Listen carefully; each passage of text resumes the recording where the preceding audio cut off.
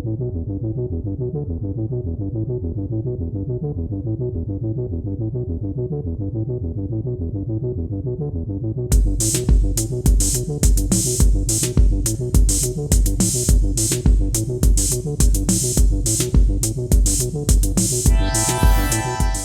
fellow investigators, and welcome to our video podcast, Into the Darkness, where my friends and I play the Call of Cthulhu role-playing game.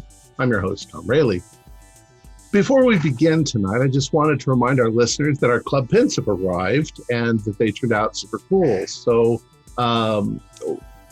they're made from enamel on metal, and they have two posts on the back. They are 2 inches tall.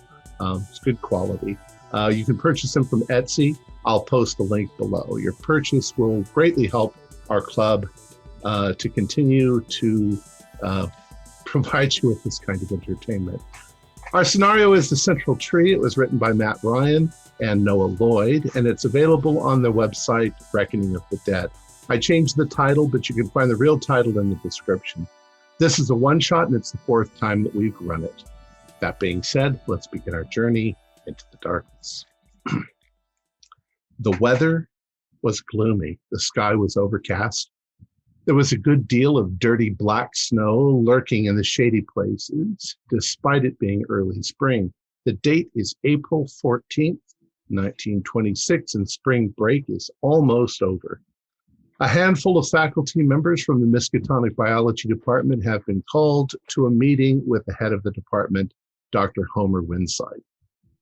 His office is large and comfortable, and his back wall is lined with shelving 7 layers high, displaying all sorts of specimens preserved in formaldehyde, including a fully grown human heart. Gentlemen, I am very glad that you could come in. I have a bit of a problem. I was contacted yesterday by the mayor of a little town called Rutland, Mayor Don Merrick. Rutland is the geographical center of Massachusetts. Apparently in the middle of their town, right on the point of geographical center, is a large tree, an American elm, I believe. He said something's wrong with it. It's a fixture of their town. It's pretty much the only thing they have to their name, this big tree. But he said something seriously wrong with it, and he wanted to know if maybe, he doesn't know whether it's bugs or disease or some sort of poisoning or whatever, but he would like very much if you would travel out there and take a look. They'll put you up in one of the hotels if you need to, because it's about a 3.5 hour trip out there from here.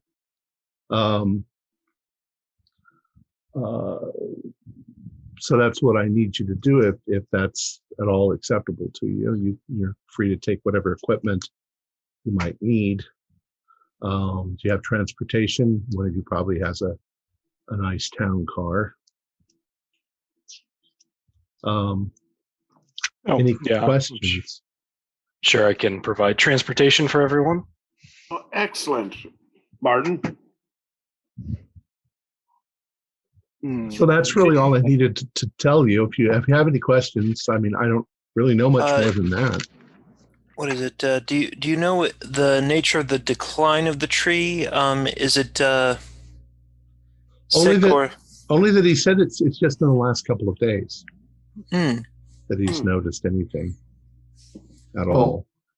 Well, sir, I mean, you have some of the finest academic minds on the Eastern Seaboard right here in this office. That's definitely why I called you in.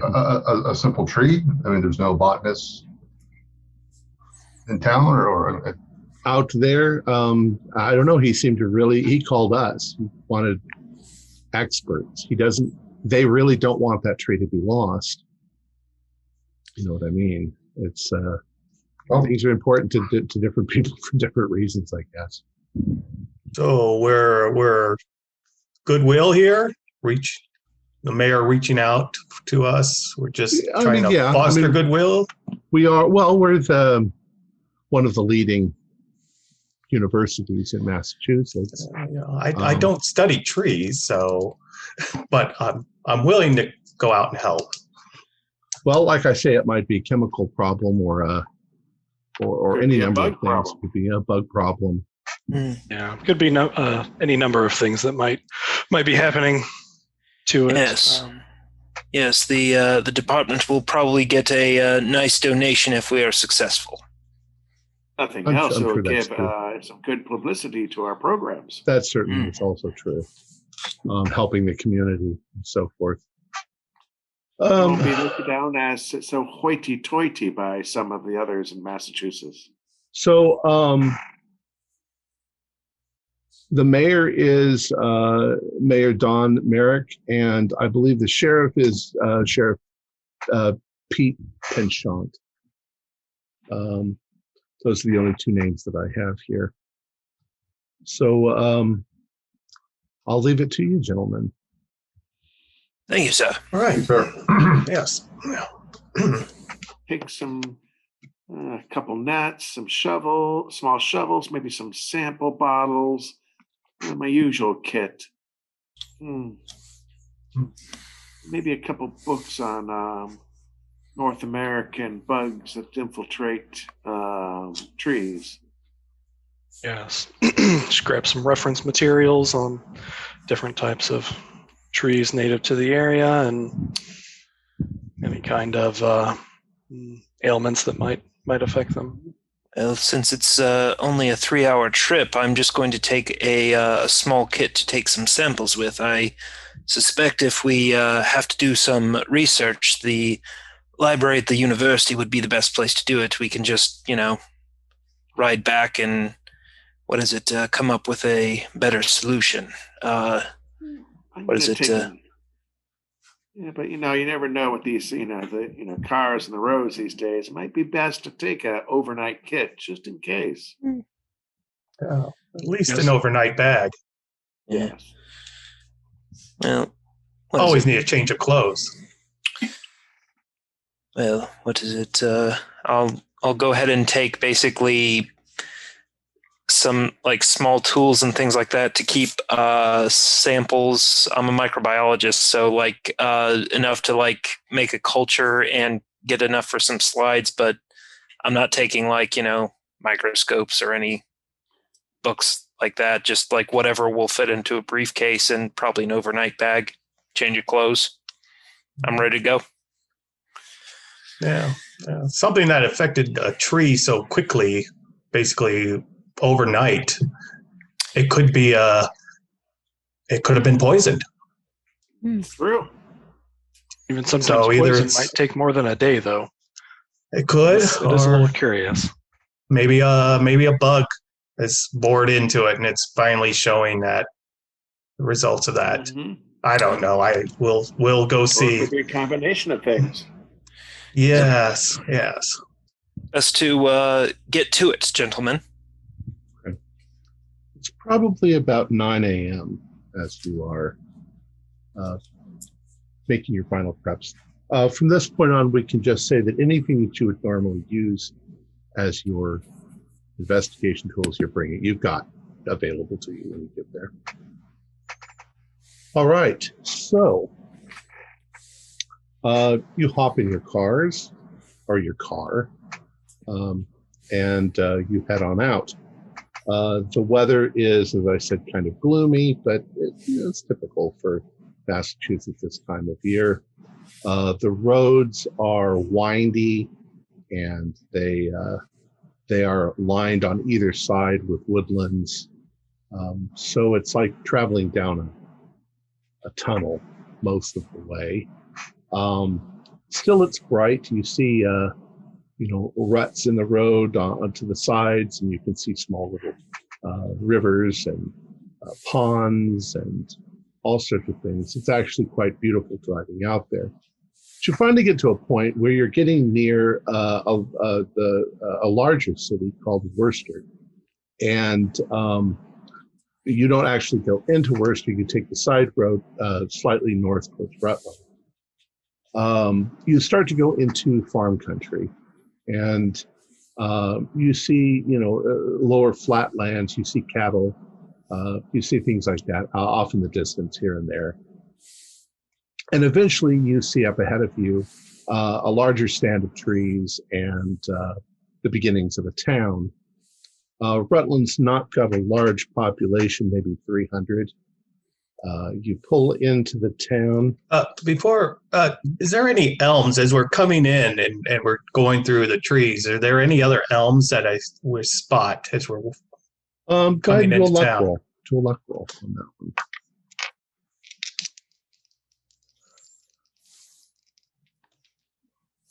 Oh, hard success.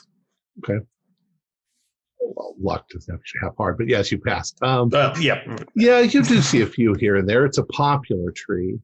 It's a very big tree usually once it starts growing. Do they look fine?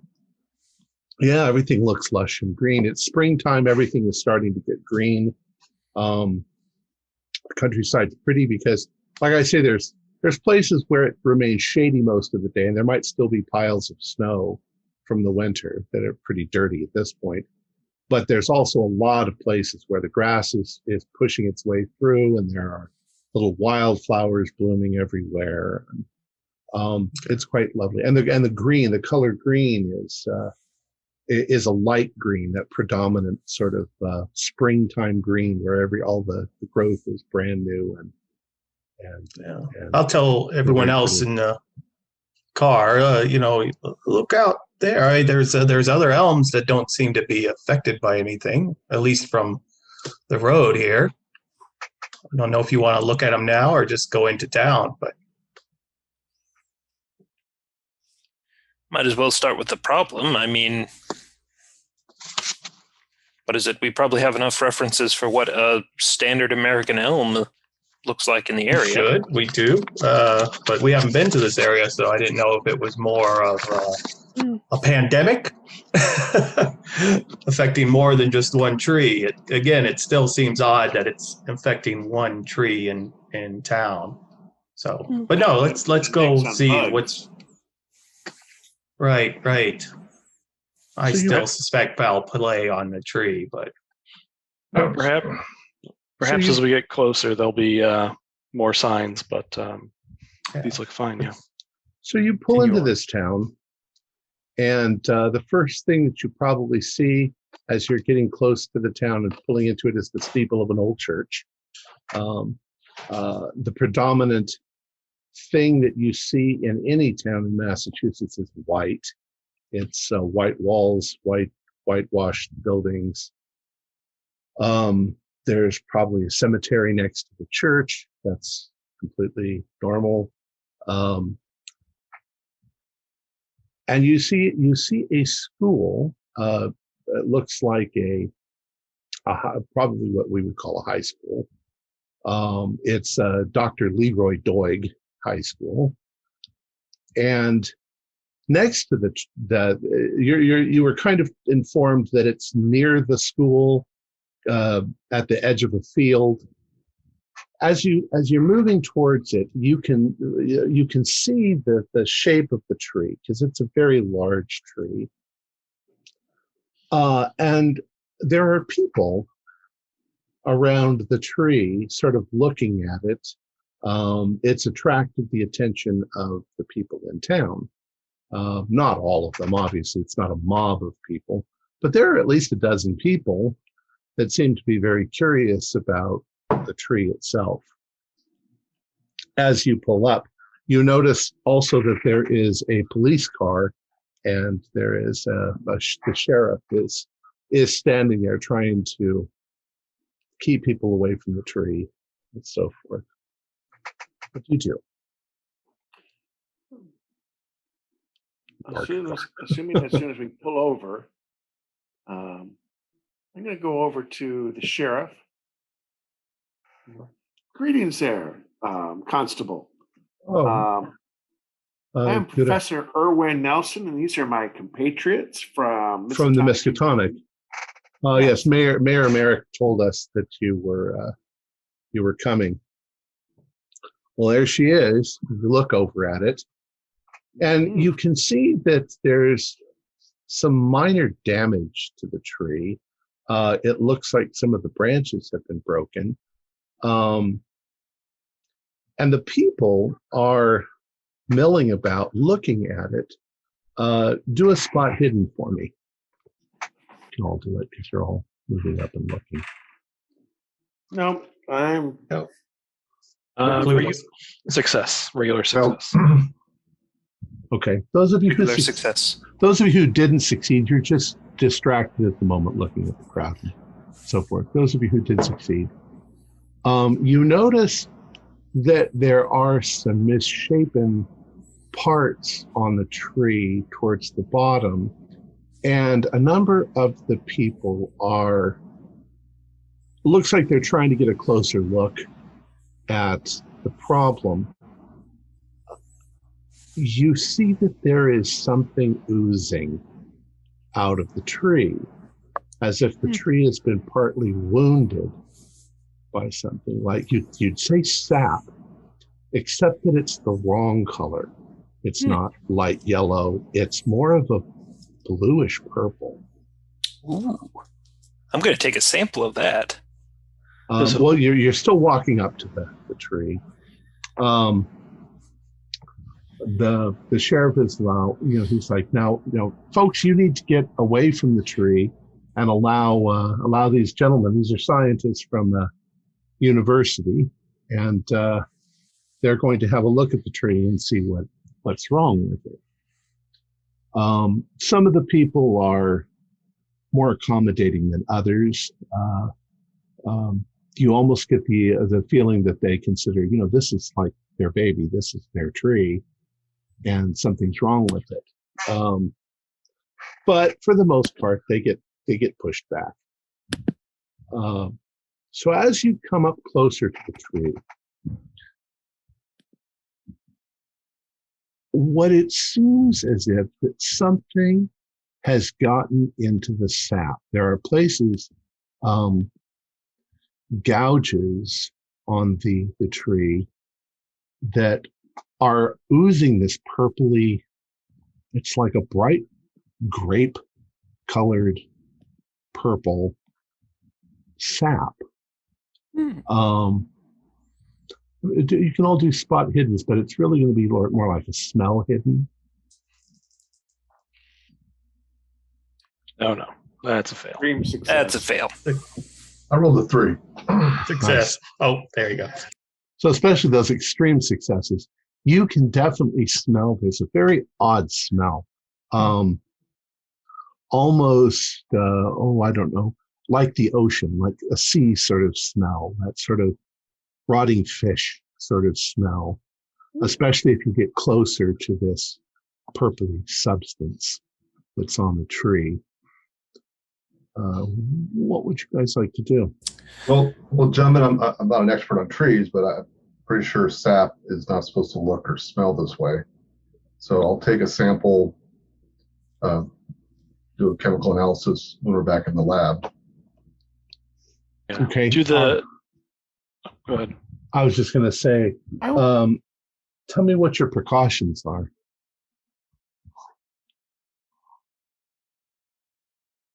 Are you just going up there with a thing, or I'm going to put some gloves on. Gloves on.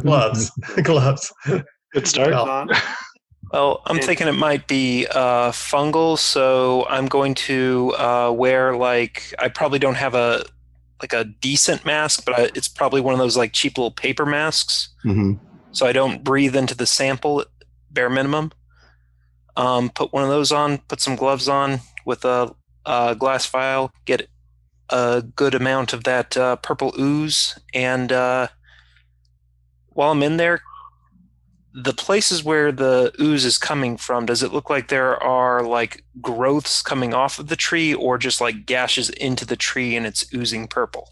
Well, it's strange. Who's the botanist in the group?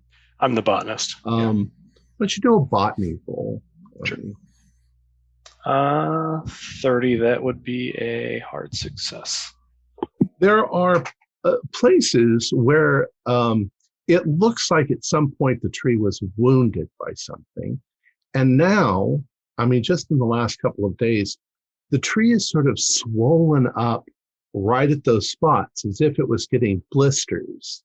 And the blisters are the things that are sort of oozing this purple stuff. You would think of, there are certain kind of like wasps that will lay their larvae inside the tree, and it causes what they call a gall to sort of form around it. The tree reacts. But that usually takes a couple of months. In this case, the tree seems to be reacting violently towards possibly some sort of an invasion. And then those gashes, the initial gases are gashes, not the what you're describing with the wasps there. Do those look man-made at all? It's hard to tell at this point because they're all blistering up like this.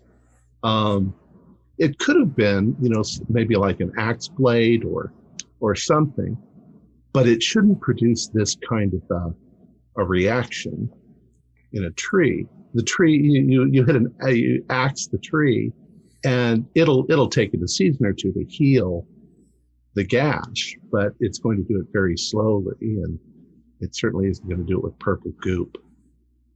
About this time, a man comes up to you. He's fairly well dressed. Looks like he's maybe in his early 60s, and he introduces himself. Hello, I'm Mayor Don Merrick. Gentlemen, thank you for coming all this way. Hello, Mr. Mayor.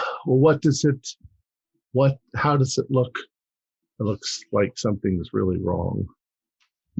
Well, I think we're still performing our initial investigation here. It's a bit too early to give any kind of reports on it. Well, we figured that since you were scientists, you might need some access to some sort of facility.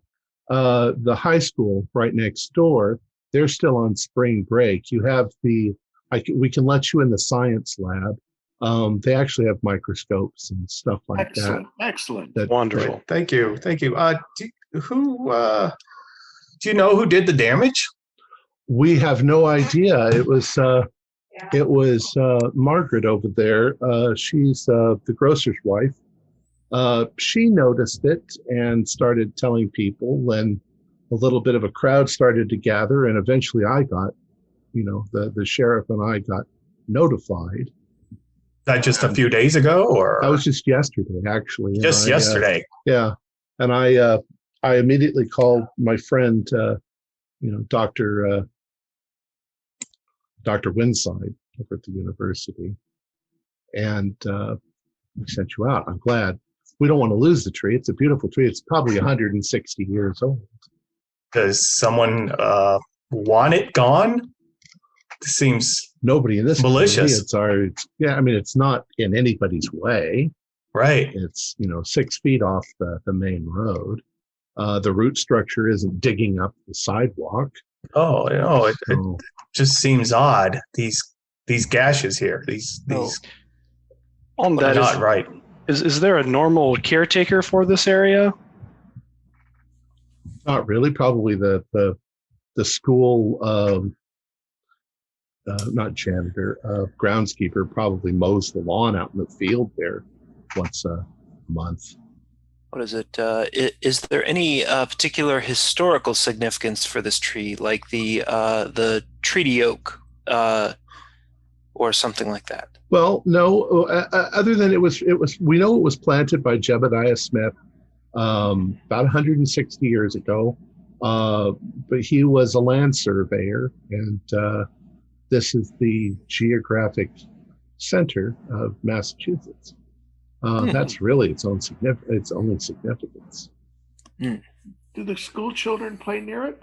Oh, sure. I mean, this whole field back here, It might be good to question them to find out exactly when they noticed it. From one day to the next, because most times. Well, they've been out of school for 2 weeks. Okay. Where were the? Oh, sorry. I was just going to ask where the gouges were. How high up? Maybe. Well, there's a few on the side, but most of them are. Towards the crotch of the tree where it starts to branch. The first major crotch. So high up. maybe 12 to 15 feet off the ground. Oh, okay. So But it also looks, right. it looks like there's other bits of damage to the tree up top. But then again, it is springtime, so there could have been damage during the winter.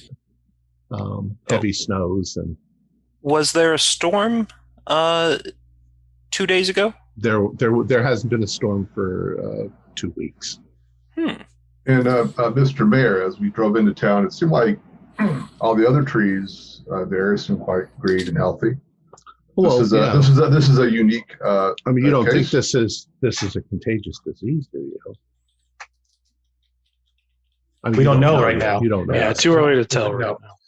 But yeah, I would be worried about that. I So can give you a boost there, Dr. Miller. All right. I would like to try to climb the tree to get a good look at the Right. place where the most gouges are, because if they're like 12 to 15 feet off the ground, well, we could get a ladder. Let's Yeah, the high school probably has a Let's ladder. ask. There's a ladder. We can get a ladder from the high school. Where's Yeah. the building one? Where's a graduate student when you need one? Yeah, exactly. This is Well, young I mean- man's game climbing up this tree. Well, you'll have to be a little careful not to get the purple stuff on you. that's what I'm most concerned with. I don't necessarily want to introduce another object into it, particularly if the structure of the tree is compromised. These seem to be blister-like, so I don't want to pop any on my way up, so I think I could do that best by climbing up. What is it? Want me to make a roll for it? Sure. All right. Climb roll. Right, that is a fail, but not a critical. Okay. Did you want to spend any luck? You can spend any amount of luck you want, except on damage. Oof. No, I'd have to spend all my luck to make it. Okay. All right. So you're thinking that it's a little too slippery. Maybe with a ladder you can get up there. With a easily. ladder. We'll get a ladder. That'd Yeah, be the that- safest. Do that in Okay. 2 minutes. You talked me into it. Mr. Professor- Mayor, Go ahead. Mr. Mayor, I mean, has anyone else touched this bluish purplish sap that you're aware of? I don't know. People were all around here apparently earlier. Everybody do a spot hidden when he says that.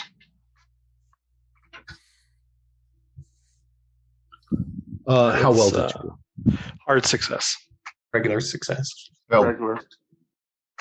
Okay. Anybody else get a hard? I got regular success. Okay. Your regular successes, you notice there are still people milling about. They're curious watching you guys.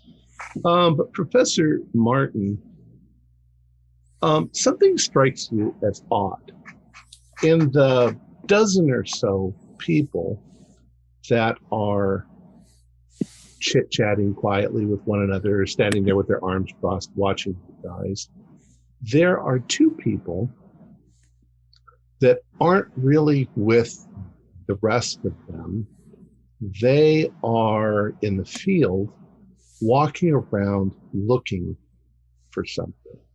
They're looking on the ground, like slowly walking back and forth. It's all, you almost don't notice it at first, but they're definitely walking about looking for something. Just try and call the sheriff over. Say, Yeah. bring him over real quick. It looks like those two people over there are looking for something. Oh, well, that's Margaret Ruddle, our grocer's wife, and that's John Hopgood. He's like he runs our little library. Want me to go talk to him? I mean, how's their reputation? Well, I mean, they're fine, upstanding members of the town. Okay. I don't know what they're looking for. Maybe they We go dropped along something. with you, Professor Martin. Yeah. I think if they're looking for something specific in the ground, then maybe that might be something pertinent to what we're trying to discover Could be here. bugs. Bugs. Point. Dr. Also- Nelson, do a spot hidden for me. Okay, a hard success. A hard success.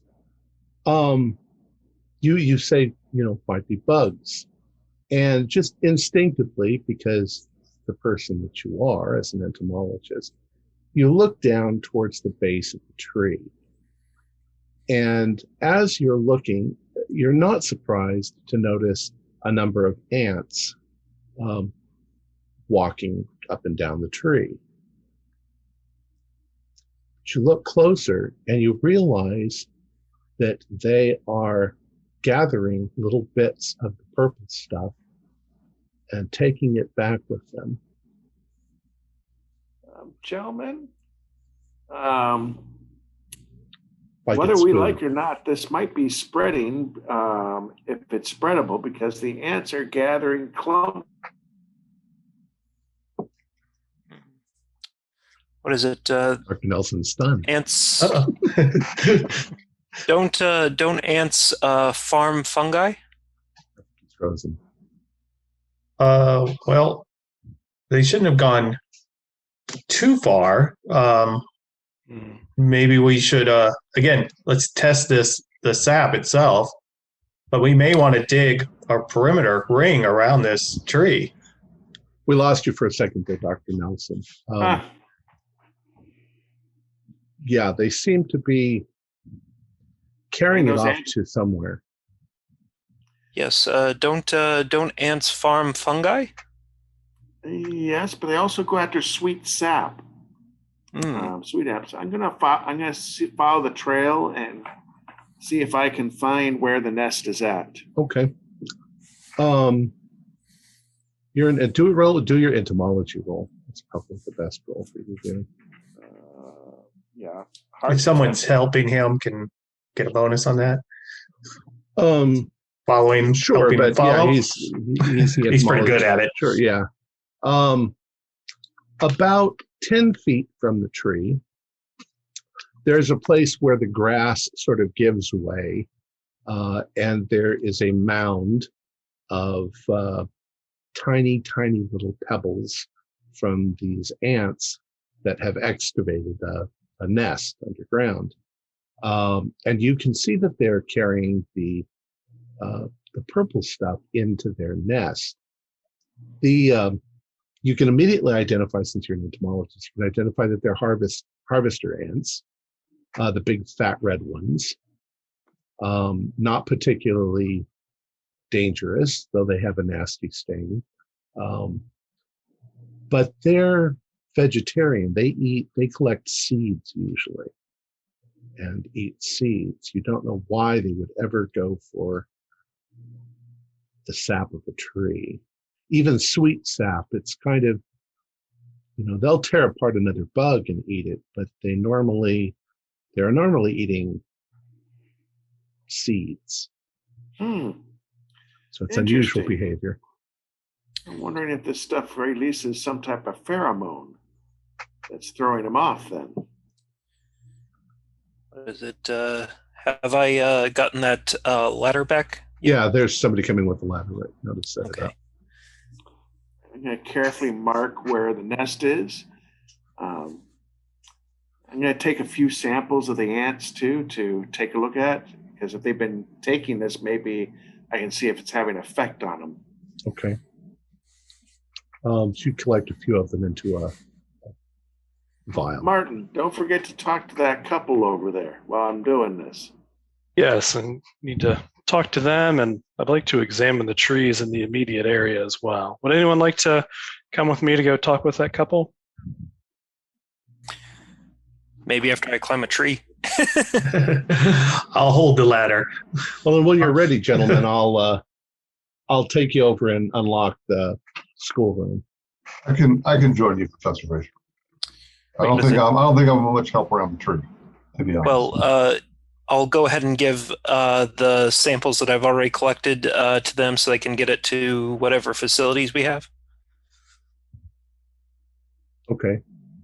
You probably have a sack that you're putting your samples all in. Right. You're labeling them and putting them all in there. Yeah. I just figured I'd hand them over because I don't want to climb a tree with Of course. little glass vials in You my pass pocket. it down. I'll label them and I'll put them in a bag. I'm Works holding for the me. ladder. So we'll work together on this. All right. So you climb up the ladder. I'm not going to have you climb a ladder without a climb roll. Do a spot hidden for me as you get up there. Barely a pass. Okay. You can definitely see that most of the damage that looks like it was done to this tree is on the top side of the branches near the center of the tree.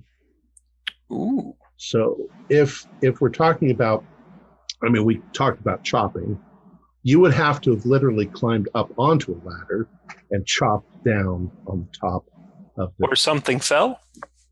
And as you say that and you look up at the branches, they're still just starting to come with green. So there's a lot of it is still just branches. You can definitely see that that higher up, there are smaller broken branches, as if something maybe fell on the tree. Ooh. But you're not sure what. Is there a smell of a noticeable chemical like oil or? What you smell is a noticeable smell of rotting fish. Rotting fish. Yeah, very, very organic sort of smell. Okay, well, I'll call down once I get up to the tree to whoever's still there that something might have fallen and hit in the tree. Multiple things or one, like a hailstorm came in or Well, a it doesn't seem to be meteorite? damage to anything else around. Yeah, it's localized at the tree. I don't smell any oil or anything like that, so it's probably not a machine. Could have been like something like a balloon. To cause. Are the cuts or the gouges in it running one direction at an angle? Are they straight up and down? Are they haphazard?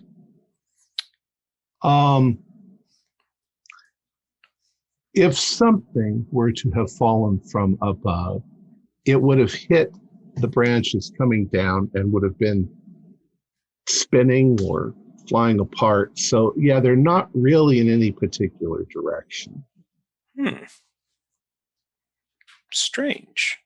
Well, I climbed up here to get a better look at the concentration of those pock marks on the tree. Do they have like any particular pattern? Now that I know that an object hit the tree, is it like where the object would have struck? Well, part of it is right in front of you. Part of it is up the tree a ways. It would be difficult to climb up there. But it looks like, it would have had to have been something. It's just impossible to say. It would have had to have been something fairly big, but not so big that it would destroy the tree. Sure. It should be something on the ground. If something fell, there should be. Well, I'm on the ground below, at the ladder. Is there something that around me? Is there a hole or multiple little holes or? You can see maybe like you can see a few splatters of the purple stuff here and there, but you don't see any holes or anything like that. Oh. Professor Frazier, you are going to talk to the two people in the field? Yes, I'm going with Professor Butterfield as well. All right. So you and Professor Butterfield are walking out there. And these people, they seem to be quite preoccupied. They're standing around looking on the floor, around like this. What do you do? And just to clarify, the rest of the crowd, their attention is focused on the tree, right? Yeah, or you guys, or those guys, or some of them are going home. Some of them are. Well, what do you think, Dewey? Well, I just find it very odd that everyone else here seems focused on that tree while these two are looking for. Did they drop something? Perhaps, maybe. I'll just call out. Lost your spectacles. Oh, no. No, it's not that. Just having a look around. Missing something? Oh, I'm here. We can help. Just having a look around. I mean, we figure something must have hurt the tree. You suspected something that's on the ground at this point? Something hit it? Don't know. Just looking around. Please forgive myself. I am Professor Martin Frazier from Miskatonic, and this is Professor Dewey Butterfield from Miskatonic as well. We're here to Dr. Butterfield. Dr. Butterfield. My apologies, Dr. Butterfield. We are here to help figure out what's going on here. Is there something around this area we might need to take a look at? They don't seem very responsive. Kind of like they're certainly not Massachusetts polite. They're just sort of wandering away from you, looking around the ground. What if the two of you do spot hiddeness? Oh, that's a fail. I guess I could spend 20 luck. That's a fail. Okay. No. All right. So you get their attention only for the moments that you speak to them, and then they become distracted again and sort of start walking away from you when they're around on the ground. Yeah. Well, that's downright queer. Does there appear to be anything significant in the grass they're looking around on, or if I go up to one of them and just kind of put my hand on their back and help? Yes, is there something right around here I can help find? No. There's nothing around here. Who are you? Professor Martin Frazier from Miskatonic, and this is Dr. Butterfield from Miskatonic. We're here to help with the tree. Well, the tree's over there. Yes, we just found it a bit odd that everyone's over by the tree and you are here looking at the ground. Perhaps there might be some connection. Mind your own business. And they wander away from you. And it's weird because they're not wandering away from you at any great speed. They're just wandering away from you. I suspect they're from Connecticut. I don't think we're going to get. I don't think we're going to get anything out of those two. Perhaps we should go back to the tree and see if Dr. Miller and Sanderson have figured anything out. No. Fair enough, Dewey. On the way back, I'd just like to do a visual inspection of the trees in and around the area to see if they look like they've been affected by anything similar. There's probably other trees nearby. You walk over to them; they seem in perfect health. Okay.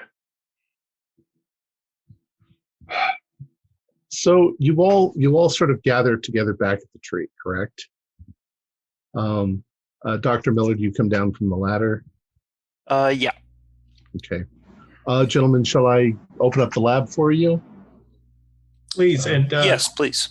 Quarantine this off, section this off, right. as far out as the ant hill that we have. What is that, 10 feet or so? Yeah. A full 15 foot around. 15. Let's let the professor here tell you where to your boundaries here. Sheriff, there might be a problem. Why don't we coordinate this off so nobody can get to it? Yes, sir.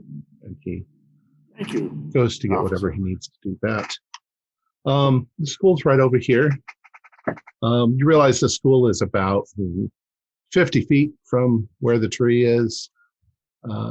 He takes you into the science lab, unlocks it. It's actually pretty well equipped for a high school science lab. There are microscopes, there are Bunsen burners, there are beakers. Whatever collection of chemicals they have, they're probably basic. They don't have any advanced sort of biological analysis equipment, but you should be able to get at least a fairly decent idea if these are toxins, if it's a biological thing, microbes or what. Gentlemen, I don't know about you, but I didn't spend 5 years at Harvard University to do lab work at a high school lab. I'll be very surprised if we'll be able to get any kind of useful results with this primitive equipment. Our forefathers used to get excellent ideas from this type of equipment, so I wouldn't go poo-pooing it so quickly yet. The only other option is going back to the university. Well, the people over there were quite rude and didn't seem very welcoming to our presence in this town, so I don't feel particularly compelled to spend too much of my time and expertise trying to fix a dying tree. There's plenty of trees in this town. But Yes. Nevertheless, I'll do what I can. Can we get a chemical workup of the samples that we've taken to see whether or not they are biologically toxic? Do a roll in your expert field. I have chemistry, disease, and microbiology. Which would be more appropriate? Well, in this case, you said chemistry. So Yeah. I believe that Dr. Butterfield's also a chemist. I got a hard with that. Okay. Well, one of the odd things you notice almost immediately is that the purple substance is almost dead neutral on the pH. It's neither acid nor base. It's almost water based, but it's much thicker, than water. You look for chemical compounds like arsenic, elements that would be poisonous, and you don't find anything like that. And from that point on, it begins to defy your analysis. It doesn't seem to be composed of what you'd expect from a biological substance. There's definitely silicon in there. There's some odd metallic substances. Does it combust? It does not. So it's non-flammable. I mean, well, I imagine if you torch it, you literally put it in a torch flame, it'll burn. It'll boil, then it'll burn. Okay, so it's and it has a very acrid smell, very nasty. Okay, like burnt hair? Yeah. Okay. Gentlemen, this is a little bit concerning. I'm not entirely sure that this substance is organic, technically speaking. Now, microbiologist. Oh. Who's our microbiologist? That would be me. Oh, that's you. Yeah. Under a microscope, however. Oh, okay. there are reasons when you're looking at to believe that it is a biological substance. You're seeing structures that look almost like cells, but they don't seem to have the internal. If you find an actual complete cell, it doesn't really have the internal components that you'd expect from a normal cell. Where's the mitochondria? Where's the nucleus? What is that? Generally speaking, you can usually tell plant cells from animal cells. Yeah, you don't see any chlorophyll. Okay. And So this was taken. It could be a fungus. Okay, It's very strange. That's what I was concerned about. A few moments go by. It's been maybe 15 minutes or so that you've been looking at this. Well, did anybody else want to look at something, or was anybody else trying to find something? Yeah, I'm going to study the ants. I'm going to see if they've been eating it, how it might be affecting them. Okay, ants. You're watching the ants, and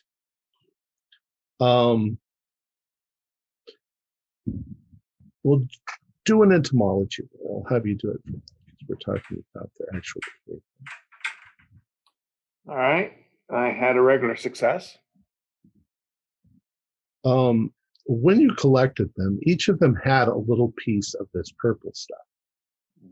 Now, normally the ants would carry their burden back to the hive. They would probably drop it if they were agitated and frightened, trying to get away. In this case, none of them had dropped their little bit of purple. And after they sort of realized, but after they seemed to be confined in there for a bit, they decided to eat the substance. And then, of the 5 ants that you have, they began tearing each other apart until there was just one left. And he began eating the others.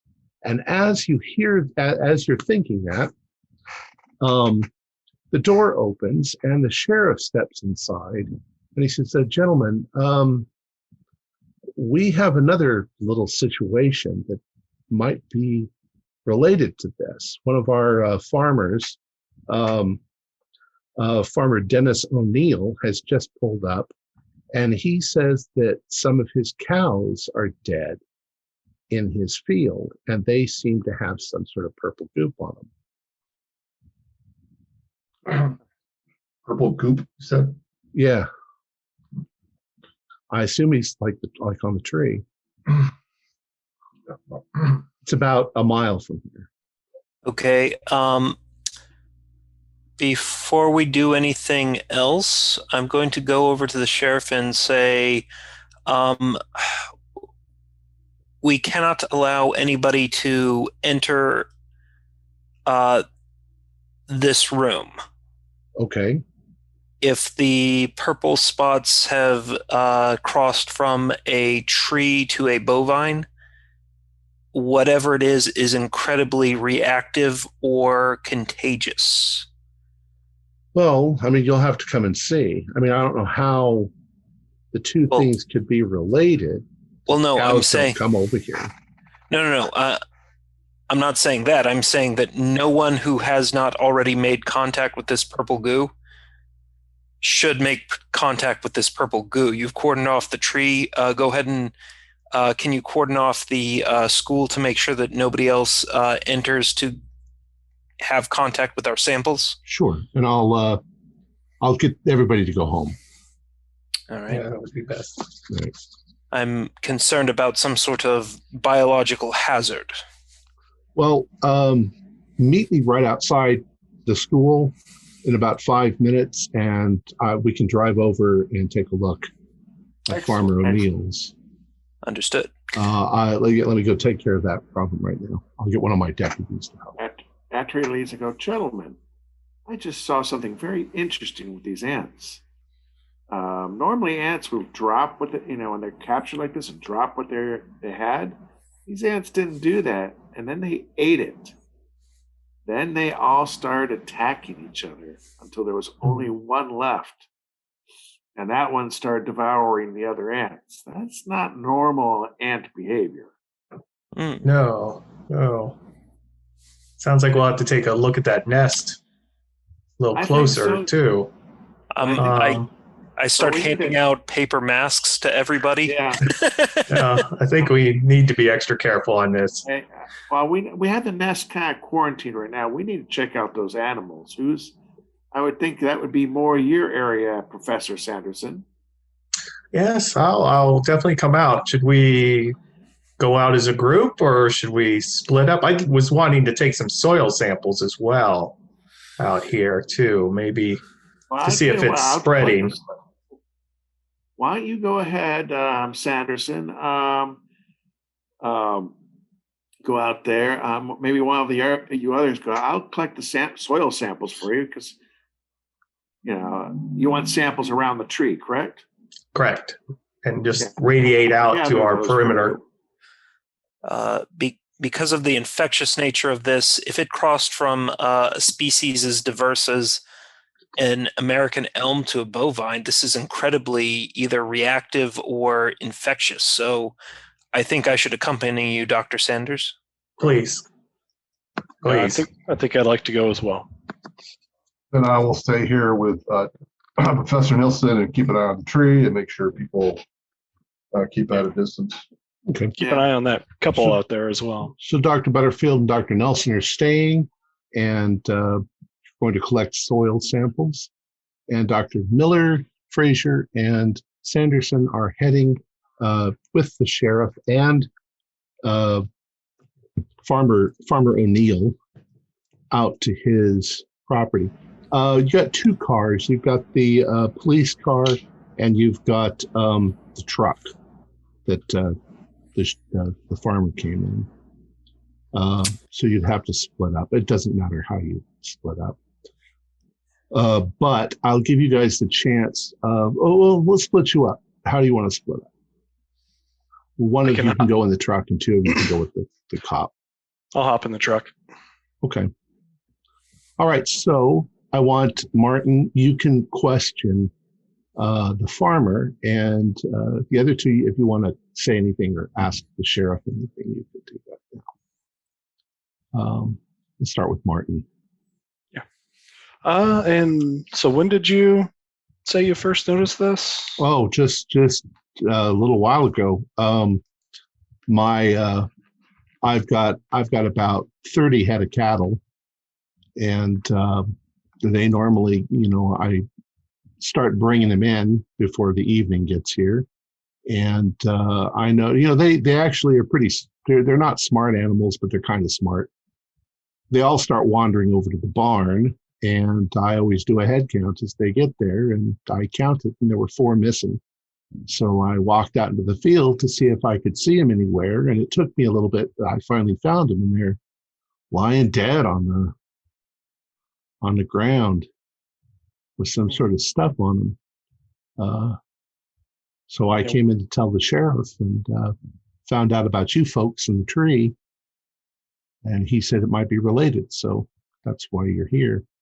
What did the stuff on them that you said, what did that look like? Oh, like purple honey, I guess, as if it were, some sort of goop. Did it have any kind of smell to it that you could tell? Oh yeah, smelled really bad, like rotting meat or dead fish. Rotting meat, dead fish, like rotting cow. Oh, maybe, yeah. I mean, the cows are all bursted open. Mm. Did you hear anything? No, nothing at all. Do you farm this area alone? Anyone else? Well, my whole family. I mean, we're all here. There's farms all around us. Didn't hear anything. Didn't see any strange flashes of light or anything along Well, I those mean, lines? other than that thing the other day that was in the newspaper, the fellow with the rockets, I think that's what they call them. The fellow with the rockets? In Worcester, a couple of months ago, he was shooting stuff off, and it was making some noise and scaring folks, and then they put it in the newspaper, and so we're not that frightened by it anymore. But he's trying to do something. I don't know what. Reach the moon. Do you have any of these newspapers at your house still? Maybe. Yeah. Hmm. I'll show you when we get there. Why? Do you think that's important? I'd just like to read it. If I asked you, did you see anything, and that's what came to your mind, then perhaps there's some connection there, whether we realize it or not, or you realize it or not. I'd like to. Could I do a psychology roll just to see if I can get a bead on telling me the truth, or he's just.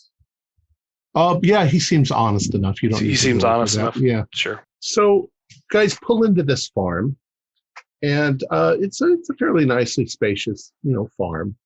And there's a large barn, and the farmer walks you past the barn and shows you inside the cows that are now quarantined, or at least they're in the barn. And he says, it's right out here. And you guys walk for 5 minutes to get out into the field, watching for cow patties and stuff like that. And you come to a place where the first thing you notice is that there are 4 cows. They're not in any particular pattern. They're just one after the other, sort of on the ground. They're laying on their sides, and their stomachs seem to have burst open, and there is purple goo on the ground that looks the same as the stuff on the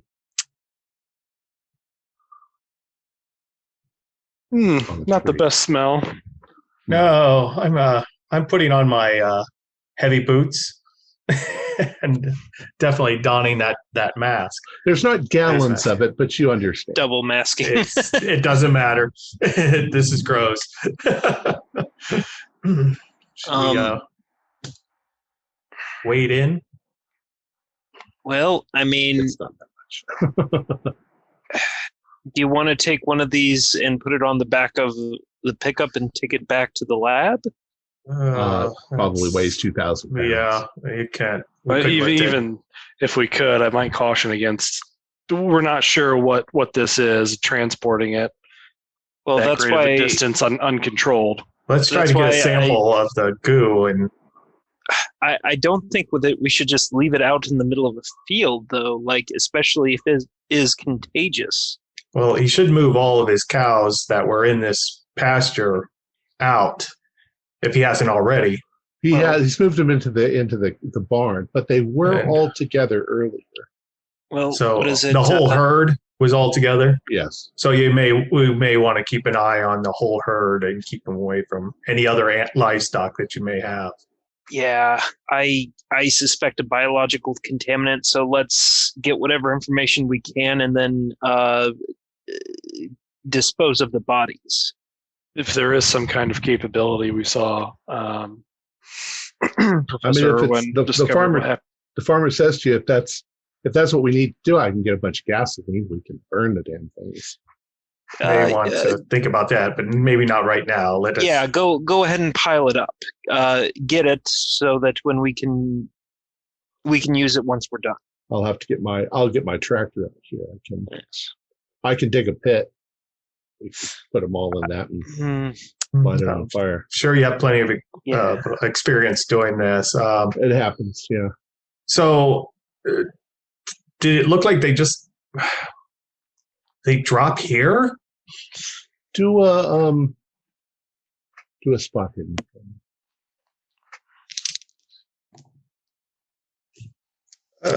Regular success. Okay.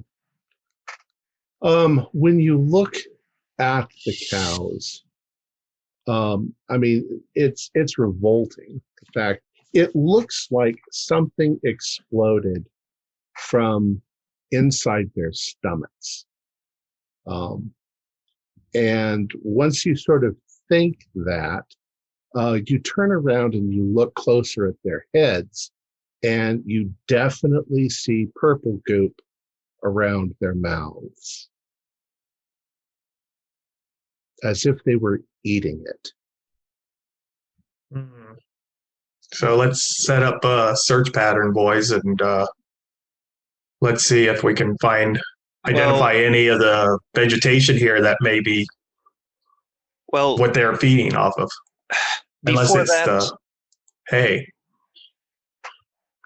Before that, at this particular scene, does it look like whatever it was exploded out of their stomachs, or was it just the abdominal cavity that erupted? It looks like it definitely looks like their stomachs exploded. You all can do another spot hidden looking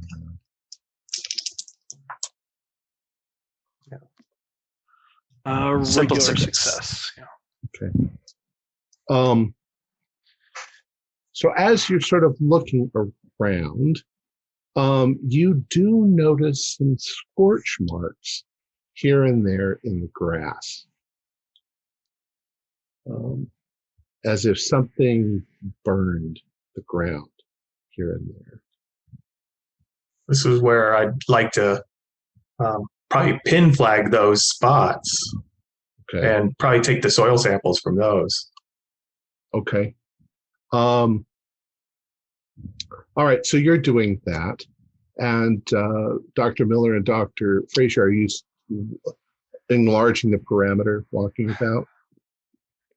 I suppose, but when I see the burn marks, do they resemble any kind of chemical accelerant that I'm used to, or? Yeah, maybe. The way the ash has sort of the way it looks like maybe it was splashed with something that was flammable. All right. I'm taking note of that, and just with whatever I have on my hand, if nothing else, a piece of paper and a rock over it just to mark the burn spots to see if I can see if there's like any kind of pattern to it. Okay. Well, it looks like it covers an area, partly where the animals are and partly in other places. Why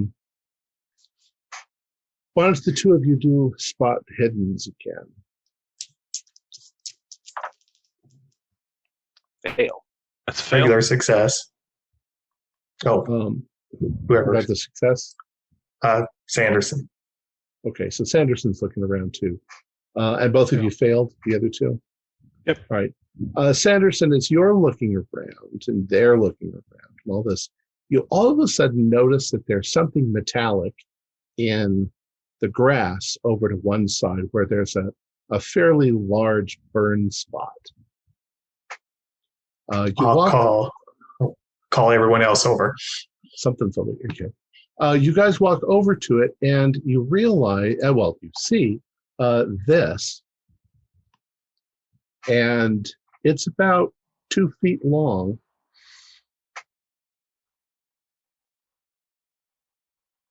Oh my. And it's surrounded by burnt grass. And it's obviously been scorched. 2 feet long, you say? But it doesn't look like anything that you've ever...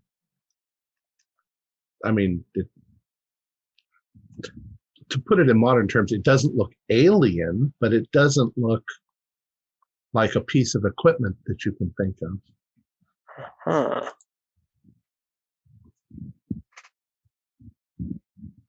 Is the farmer out there? The farmer's gone back into the house to see if he can find that newspaper article. So, why don't we do this systematically? If we're gonna just pin flag the burn spots, flag the find, or a little laths or something, and then kind of sketch this all out and see if there's a pattern going on here. How large is the metallic object? It's about 2 feet. Okay. Yeah. With the shovel that they've been using for soil samples, I'll kind of pick it up and try to move it over You think that it's probably made out of copper. Hmm. Maybe brass. Maybe it's got a little bit more yellow tinge to it than that. Okay, I'll move it over to the sheriff's vehicle. Okay, you're going to carry it all the way out of the field. Yeah, I don't want whatever this is. Kind of, it seems to have contained the agent that did this, so I don't necessarily want to leave it there if there's more to it. Okay. One thing to note is there is no purple residue on this at all. Hmm. And it does have a smell, but it's quite a different smell. Almost an ozone sort of smell. Like some sort of fuel has burnt, but not gasoline or kerosene or anything like that. Let's jump back to the other two for a moment. Professor Nelson and Professor Dewey. You guys are collecting soil samples. You don't really notice anything in the soil itself. I mean, you find probably a few spots where that stuff has fallen, but you notice that the amount of ants has increased, and their sole purpose at this point seems to be collecting the stuff and taking it into their nest. Why don't you guys do spot hiddens for me?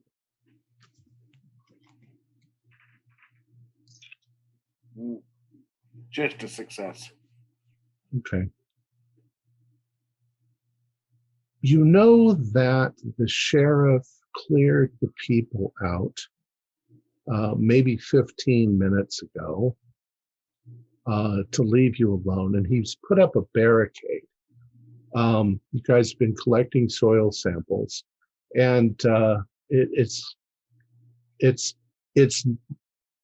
a little baffling to you the what these insects are doing, and you sort of in exasperation sort of sit there on your haunches for a moment and take a breath, and you look over and you notice that those same two people have come back, and they are continuing to walk around the field as if they're looking for something.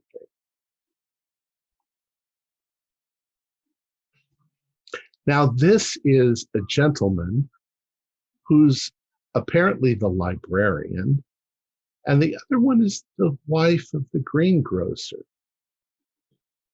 They're dressed the way people would dress in a small town. They don't look particularly,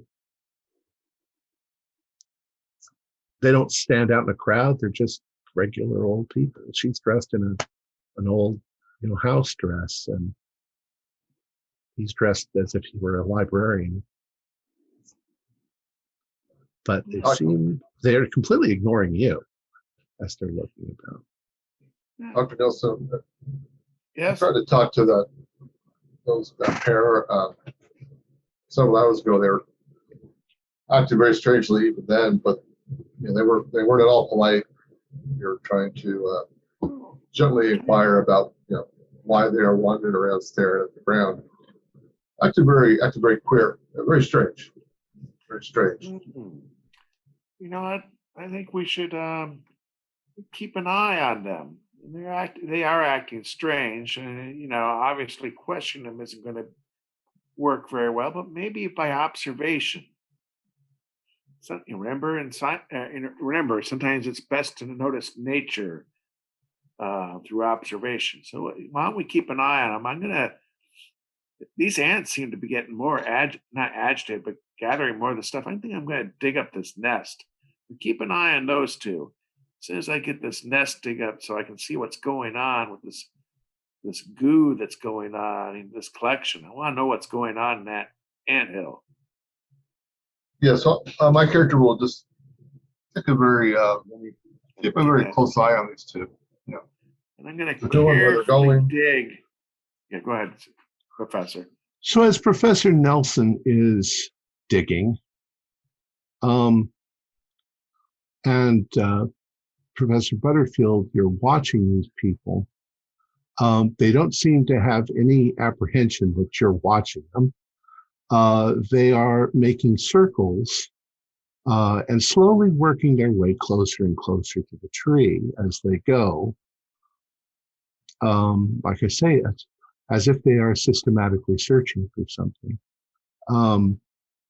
When they get to the barrier that the sheriff has put up, once they've exhausted the possibilities, they simply move the barrier out of the way, and they move to the inside of the barrier. You'll have to leave this area. This barrier has been put up to keep people out so we can check this area out. So you're going to have to leave. They sort of stare at you for a moment. Do a spot hidden. Is the sheriff still around, or any other police officer? Not at the moment, no. They went out to the farm. Nope. Nope. Well, they stare at you just sort of with a glazed over look for a few moments, and then they look almost as if they're a little confused by what you said, and then they just sort of keep going. They step inside the barrier and they just start looking down at the ground. After a couple of seconds, and you're kind of stunned by their weird behavior, Margaret stops and she gets down on her hands and knees and starts going along the ground, once again, as if she's looking for something very intently. When the guy sees her do that, he gets down on his hands and knees and starts moving around, looking for something. My character I'm going to go over there and physically grab the man and try to pull him up and prevent him, or stop him. When you doing to see how he responds. Are you going to say anything to him before you grab him? You're just going to grab him. Okay. Let's grab him. You put your hands on him, and he immediately stops and looks up and he says, "Hey, what are you doing? Get your hands off of me." My good man, you'll get all dirty and you might get sick from the tree. What business is of yours? But just what business is yours? We were summoned here by your mayor. We're not in your way. We're not stopping you. Look into the mystery of the sick tree. So we're looking out for your well-being here. So I suggest you and your friend get up off the ground and get on the outside the barrier for your own well-being. You see him sort of turn and look at the tree. And then without looking at you, he starts walking towards the tree. She's still on her hands and knees, moving around the ground. And you suddenly see him walk over to the ladder, which you guys have left leaned up against the tree, and he starts climbing it up into the tree. What do you do? Professor Nielsen, any ideas? I said, I grabbed the guy from going up and pull him down. I said, "You're not allowed up there. He's going to kick at you if you try to grab This his foot. area is off limits to you." He's completely ignoring you. Well, since I have yeah. Bring my He's gun. kicked at me and he's ignoring the quarantine. I have a shovel in my hand. I'm going to whack him on. Are you really going to whack him with it? Well, no, but I'm gonna try to pull him down. I was Okay, thinking he's about it, but I'm gonna pull him down. he's going to resist, and you can do a grapple. The result will be either you realize that you're either going to have to pull him physically off the ladder, or he is going to keep climbing up. All right, I was able to grapple him. Rather, What'd you get? a hard success. Okay, got a 16. What did you get? I got a 22. Okay. Well, I think that he is going to manage to you get a hold of his pants and you're pulling and he yanks away from you, and then he sort of scrambles up the tree.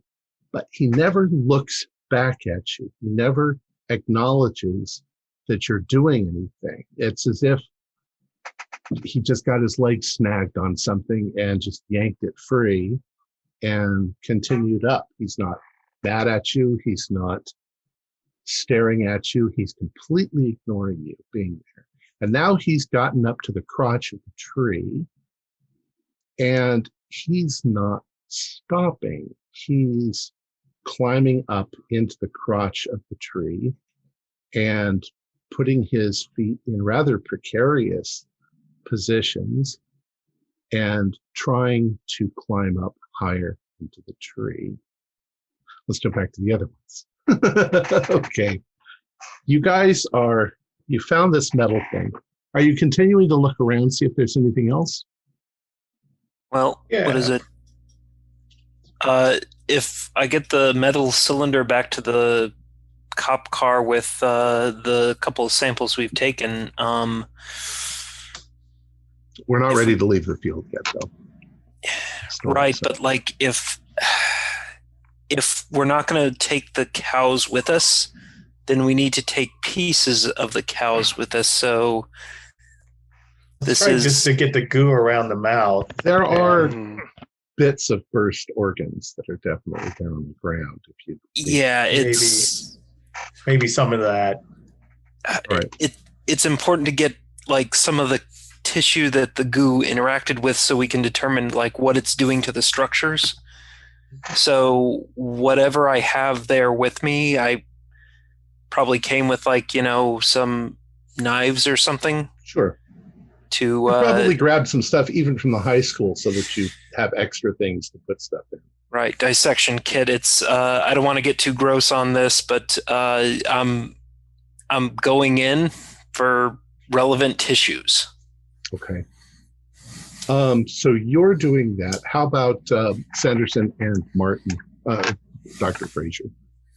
Yeah, one concern I have is that these cows that have been exposed to this, we saw what happened with the ants, or we were told what happened with the ants. I'm concerned that these cows might react the same way. I don't know if there's a possibility for the farmer to separate them.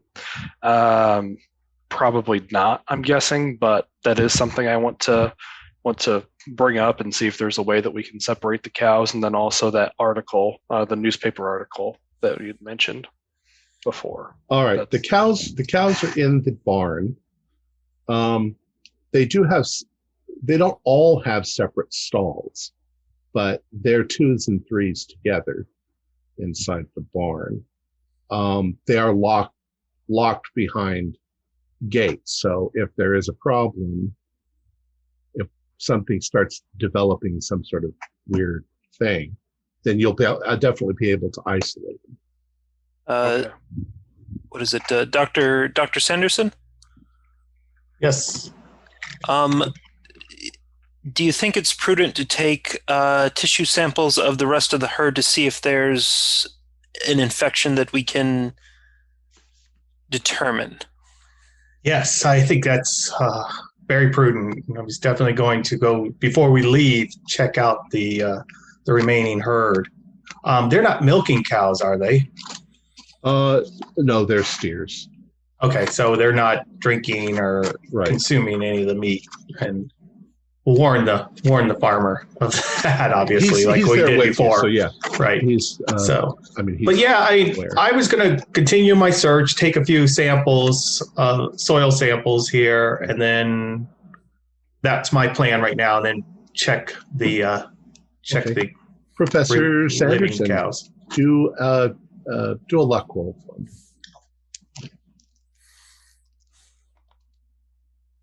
6. Yes, pass. All right.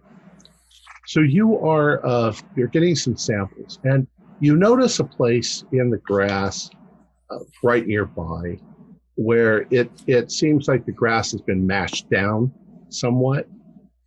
And so you think, well, maybe a soil sample from there, who knows? And you start walking to it. Do a dex roll.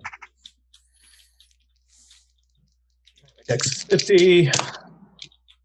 No, failed. Okay. 80. You're walking towards this, and it's as if something blocks your leg from moving forward, and you suddenly find yourself tumbling off balance forward and hitting the ground rather hard. You've tripped over something, but when you look back, your foot is you've tripped over something, but your foot is sort of hanging there in the air, even though you feel something solid underneath your foot. What did I just trip over? I'll kick it a little bit. There is definitely something there, but it is completely invisible. You can do a sanity roll. See me crawling away, kind of crab crawling away from it. Sanity roll. Wow. Hey, 6. I'm good. All right, we'll take 1 point of sanity damage, and you probably yelp. Yes, And, I'm yelling. Professor Fraser, you notice him fall and yelp, so you think maybe he hurt himself. Oh, Professor Sanderson, what's going on? You need help? I'll start making my way over there. All right, do a luck roll. I just tripped over. There's something. I'm kicking at something. No. That's a 95. Yeah. So as you run forward to sort of help Professor Sanderson get up, you also trip over something that's there but not there. Do a dex roll just to see if you do yourself any damage. 39. That's a pass. Okay, you don't hurt yourself, but you do fall onto your knees, and you both suddenly realize that there is something there that you can't see. But what was that? Did something grab me?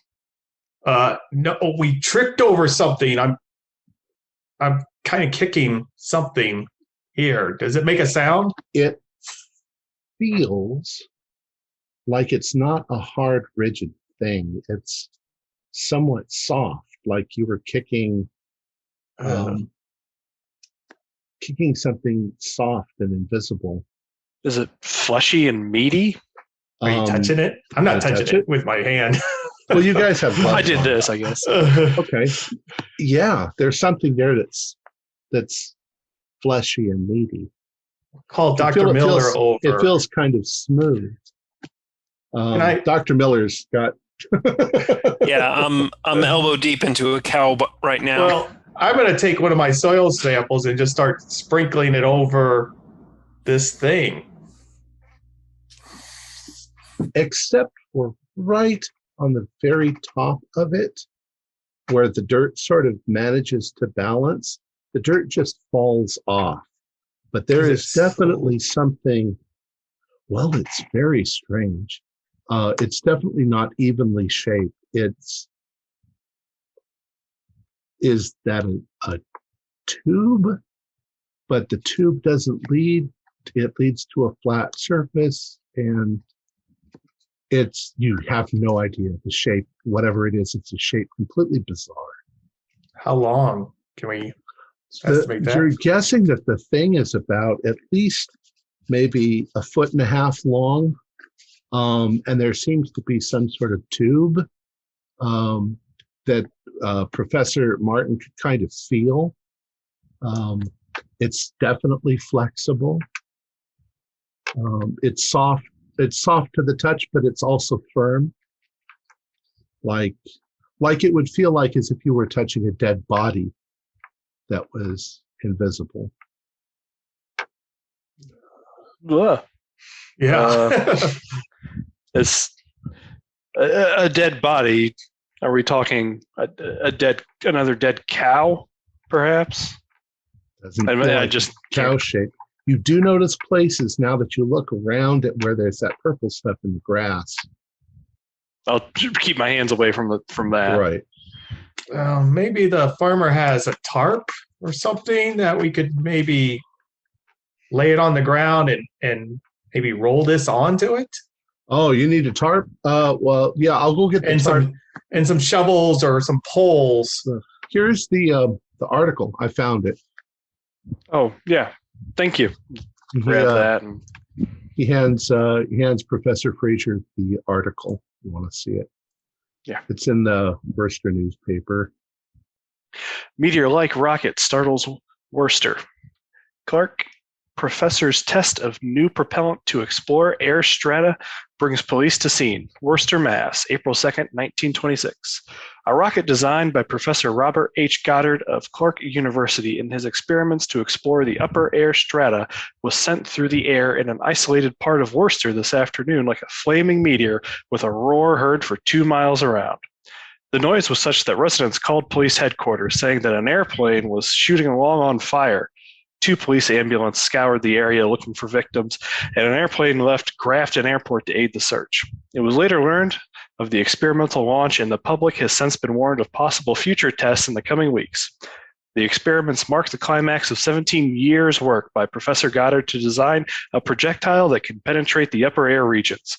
Professor Goddard has the financial backing of the Smithsonian Institute as well as Clark University. And there was a picture, and you can sort of look at that and say, oh, okay, there's the same chunk that we found. Well, if it's from Clark University, you know it's no good. I mean, that's clearly what's going on here. That's why it crashed. Of course. We have to go clean it up, of course. Well, I guess we have our rocket here, but was this inside of it? Right. That is the next logical step. I don't know if I want to say logical, but we found this buried here, and now these cows are literally exploding here, and well, there's none of this makes sense. And plus, we have something invisible goo, or I don't know what this is. But my thought is, get it on the tarp. We'll take some poles, and if it can be moved, we'll push it onto the tarp. Maybe the farmer can have the tractor. I don't know. We almost need maybe something to lift, or maybe we can actually lift up the corners of the tarp and carry it. It's not that big, yeah. Okay, so probably weighs about 15 or 20 pounds. Oh, so we can easily carry it in the tarp, but I don't want to touch it, so we'll roll it into the tarp, carry it kind of like a big bag there. Okay. Dr. Miller, you have your samples up. You guys are going to talk to Dr. Miller about this? Oh, yes. Yeah. He's got to see this. You've got to see this. Well, I don't think I can, though. There is nothing in the tarp as far as you're concerned. Yeah, it looks like they're doing a pantomime. Yeah. What are you guys all about? Is this a joke of some sort? We'll lay it down and open it up. There's nothing there. You can see some stains of purple. Very, very funny, guys. Yeah. Okay. Well, when we pick the tarp back up, you can obviously see that there's weight in there. There's something in there. So, with Martin on one side, myself on the other, we pick it up. It's noticeably sunken in the middle. There's something. I tripped over this. We both tripped over this. There's something there. There's something there, and it's potentially something that a professor at a institute of perhaps dubious backing has shot. Clark University. Has shot. Ooh, that's an shooting up thought. Rockets. I go to touch it. Is it? Can I feel it? Does it have weight and? It has weight. Dimension? It has mass. It has dimension. It feels, like I say, kind of fleshy.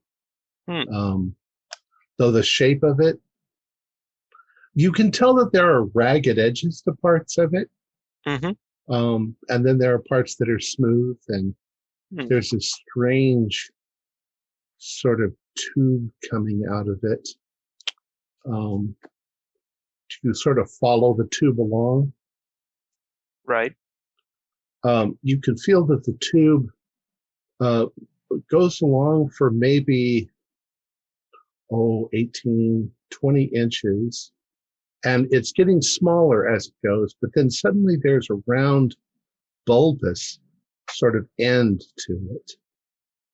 I'm imagining something like a stigma on an orchid.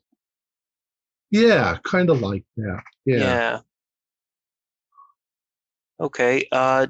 Does the fleshy end at the opposite end, like much like a flower, have a little bit of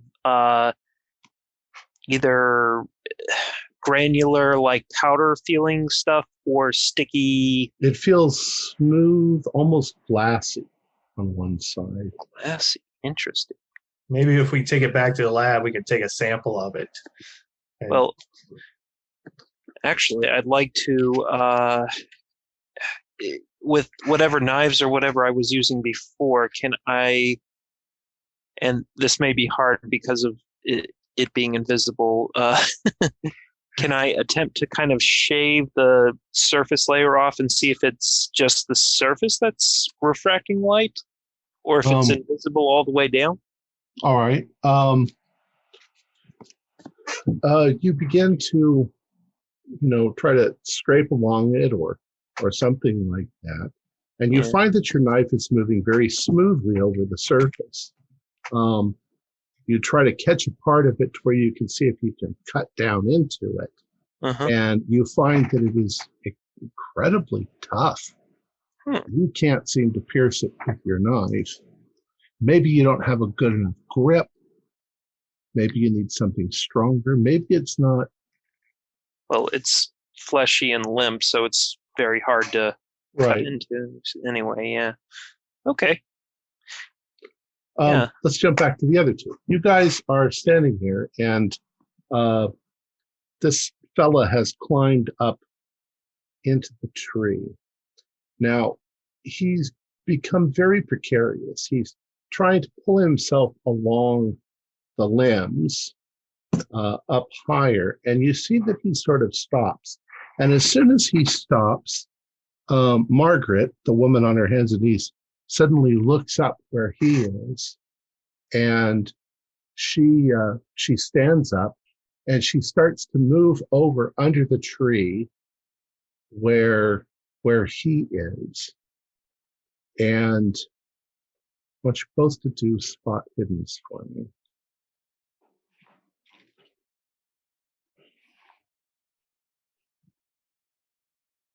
Failure.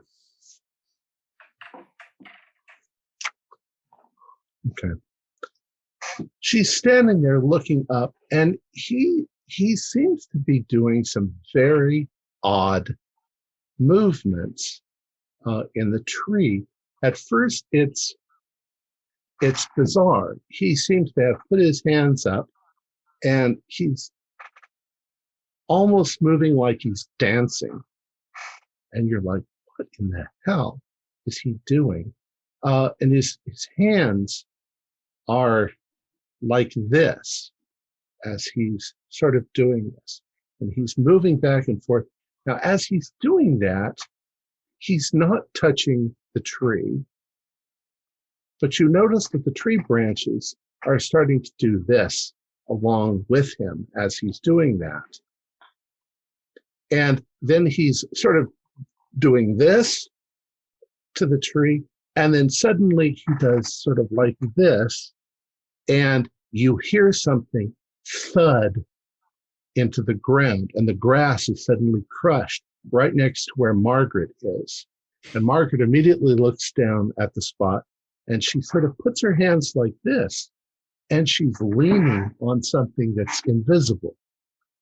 She's defying gravity. You guys can do sanity rolls. Yeah. Because you have no idea what's going on because you failed your roll. I failed my sanity too. I failed. Like, just take 2 points of sanity damage. He immediately is climbing out of the tree. holy shit, Dewey. And she's literally Dr. Butterfield, please. Professor Nielsen, might I suggest we take a step back and watch how this plays out? All right. He climbs down with I her. guess so, because they're not paying attention to us. That's for dang sure. He climbs down and he's over across from her, and they're both sort of facing each other, and they're sort of leaning on something that's completely invisible. It's they're sort of at this angle, sort of leaned, and then you see him sort of moving his hands about, and he suddenly gets his hands like this, and he goes like this and bites into something that's completely invisible. And you see that purpley blue stuff start to dribble from his mouth as he's doing it. And then she begins to do the same thing. I think you can do a sanity roll again. Yeah. That's another failure. Jeez. All right. You take another 2 points of damage as you kind of back away. They are suddenly ravenously trying to devour something that seems to be completely invisible. All right. Professor Barfield, I think we need to stop these two. Otherwise, they may end up like the ants. And is there anyone else, Jim, is there anyone else by the tree, like other bystanders? No, the bystanders were all told to go home. So it's just the two of us and the two crazy people. Well, Professor Nielsen, I don't know what we could do at this point. Clearly there's something there that defies the laws of physics, light, what have you. Oh, we can't let them keep on eating that. You know what's going to happen to them. Well, they were quite rude earlier, so I don't think they're locals. All right. I'm going to take the flat side of the shovel and I'm going to Anticipation. Why does this thing know exactly when to crash? Oh, no. 47. And so the two of them are oblivious to us. Yeah, let's not continue until. Okay. Okay, So we lost what- you. Are you back, Dr. Okay. Nelson? Okay, I'm going to. You're going to take the flat I'm side going of to the attempt shovel. to try to knock out. And then knock out the guy. I'm not trying to kill him. I'm just trying to knock him out. All right. Who are you going to hit first? The guy, since he's The the guy. most dangerous of the two. All I right. think. Go ahead and do a brawl roll. And Jim, they're quite oblivious to what we're doing. They're just Completely. All right. I had a hard success on that. Okay. I rolled a 10. So you hit him good and hard across the back. But he doesn't go down. What he does is he suddenly looks in your direction and he is snarling like a wild animal. You can see this purple stuff down his face and his eyes have gone completely black. And he looks immediately like he is going to lunge at you. What do you do? I'm going to, well, since I hit him with the shovel, I'm going to probably have the shovel a little bit prepared to keep him away from me. Not trying to stab him with the shovel, but more like use it as a distance thing. Okay. Dewey, what are you doing?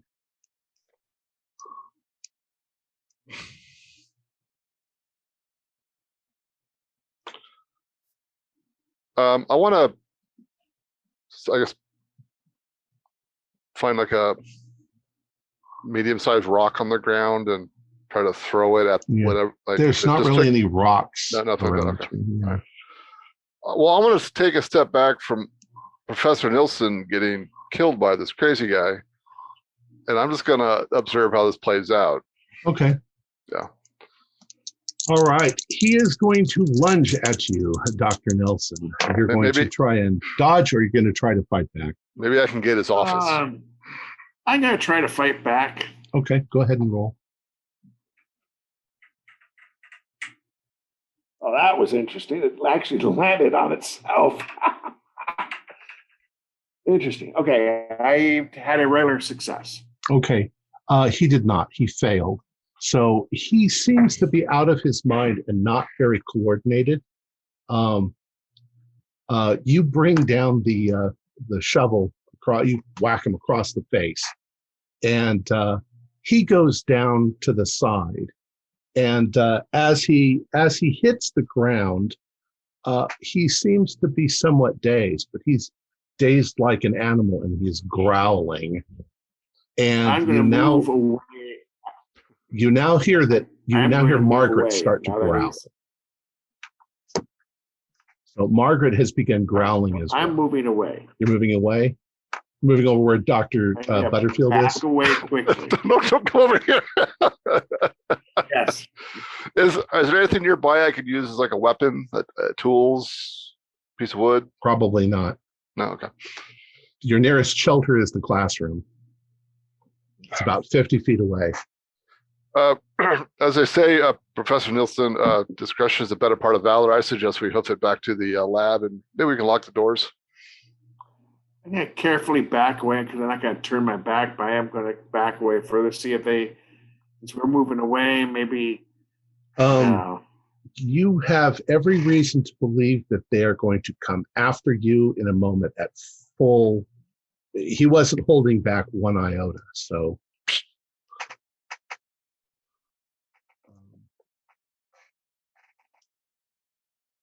Although you have decided to wait, and All right, then I'm running. there you go.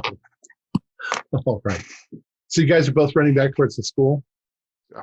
Okay. As soon as you bolt and start to run, there's a moment of them sort of orienting themselves, and then they're running after you. Did you get that, Oren? Yeah, they're running after us. They're running after you. Okay. I'm running for the lab. All right. So you guys are running pretty much as fast as you can back to the lab. All right. Let's jump back to the other three. You guys have loaded your various samples into the truck. What do you want to do? What is it? We already set to decided that after we were going to get the samples, we were going to dispose of the bodies. So if the farmer's back with the pit and the gasoline prepared, I say we light this sucker. Okay. Yeah, it takes him all of 15 minutes to dig a small pit, to push the bodies into the pit, and to light it on fire. Yep. And the fire goes up, the smoke goes up, and now it sort of smells like somebody's cooking fish. Yeah, but mask on. You have fishy smell. Yeah, kind of like burnt. Even over the smell of like the rest of the animal. Cow. Yeah. Yeah. Oh god. When you were sort of looking around in the animal, you noticed that there was definitely some sort of change to the tissue of the animal. Okay. It wasn't very bloody, as if something in the blood itself was changing.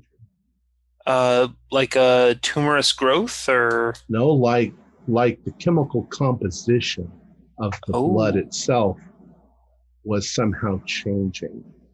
Okay, Yes. so it was starting to produce this purple stuff. Right. Ooh, yeah, that's really bad.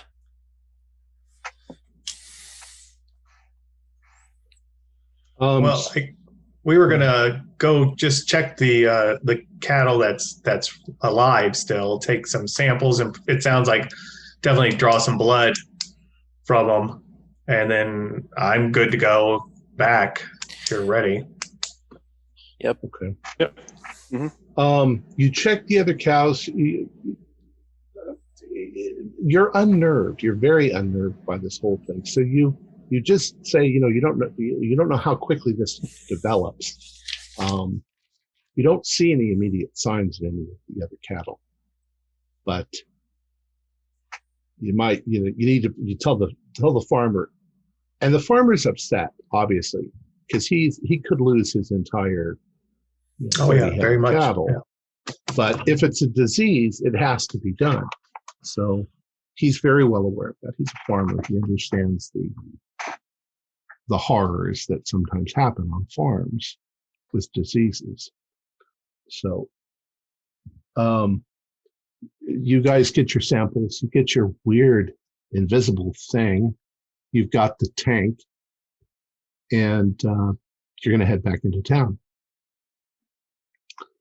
Yep. As you pull, we'll get back to you in a moment. So you guys, you have run to the classroom and you have bolted the door. And just as you get inside and you've locked the door and got inside, there's banging on the door from the outside. And you're sure that it's those two trying to get to you. It lasts for 2 minutes at the most, and then it goes dead silent. And then you can actually hear their footsteps as they run away from the door. If you look out the window of the classroom, you see them running back into the town. Into a town or back to the tree? They're running into the town in different directions. Well, that's Professor Nielsen. That's a bit worrisome, but I don't know what we could be expected to do at this point. They were eating something. Shall we go out there? Let's see what's in this lab that we can use. Maybe some. Why don't you grab that fire blanket over there, and I'll grab this talc powder, and see if we can find what they. I kind of remember where it was. Let's see what the heck that was. Definitely defies physics. All right. So you guys have gotten together what you think you need. You're going to go back outside. I assume you're keeping your eye open. All right. You get back to the tree and you begin to wonder about right where they were standing. And in fact, when you get over there, you realize there is something that is invisible lying on the ground. It's fairly large, like maybe 7 feet long, thick, maybe 3 feet thick, that they were leaning on this thing. There seem to be parts of it that are ropey and kind of ridged, but it's definitely got a very specific shape. Do spot hiddens, both of you. Oh, well, 22. I actually made it. Okay. As you're not looking at, but you're feeling this thing, Professor Nelson, you think you see the man that was here, the librarian, run from those buildings to those buildings in the town, as if they're running around doing something. What do you want to do? I go, do it, Professor Barfield. I think we should try to wrap this thing and get back in the lab. They're going from building to building. I'd hate to think that they might be infecting people. Perhaps we should look for a local constable or the mayor himself, try to pass on a warning. Well, let's get this thing in the lab first, and then give me that blanket. This thing's far too large. It must weigh I hundreds can't- and hundreds of pounds. Yeah, we need to get to the constable. Do we know where the where the police department is? You saw it as you came in, but it's down through the town a little bit. You'd actually Alright. have to go in the direction of that guy that you just saw running. We're gonna. And we have to don't follow- have a car. The other three have the car. No, We'll- you actually have your car Oh, we have a here. car. Okay. We'll take the car down there then. As you are heading towards your car, the other three and the policeman, they've all piled into the policeman's car. The farmer stayed at the farm. You see them turn the corner and they're starting to head towards you. The three of you in the car, as you are pulling back into the town, you see a woman run across the road and go into a house. Just looked like somebody's wife, or but she was lopping almost like an animal as she did it. So this was the same woman from before, or a different woman? Are you in the car? You're not in the car. No. It's the car people. Oh, okay. Yeah, we wouldn't know. Yeah. Well, would I recognize her? If I Yeah, you talked to.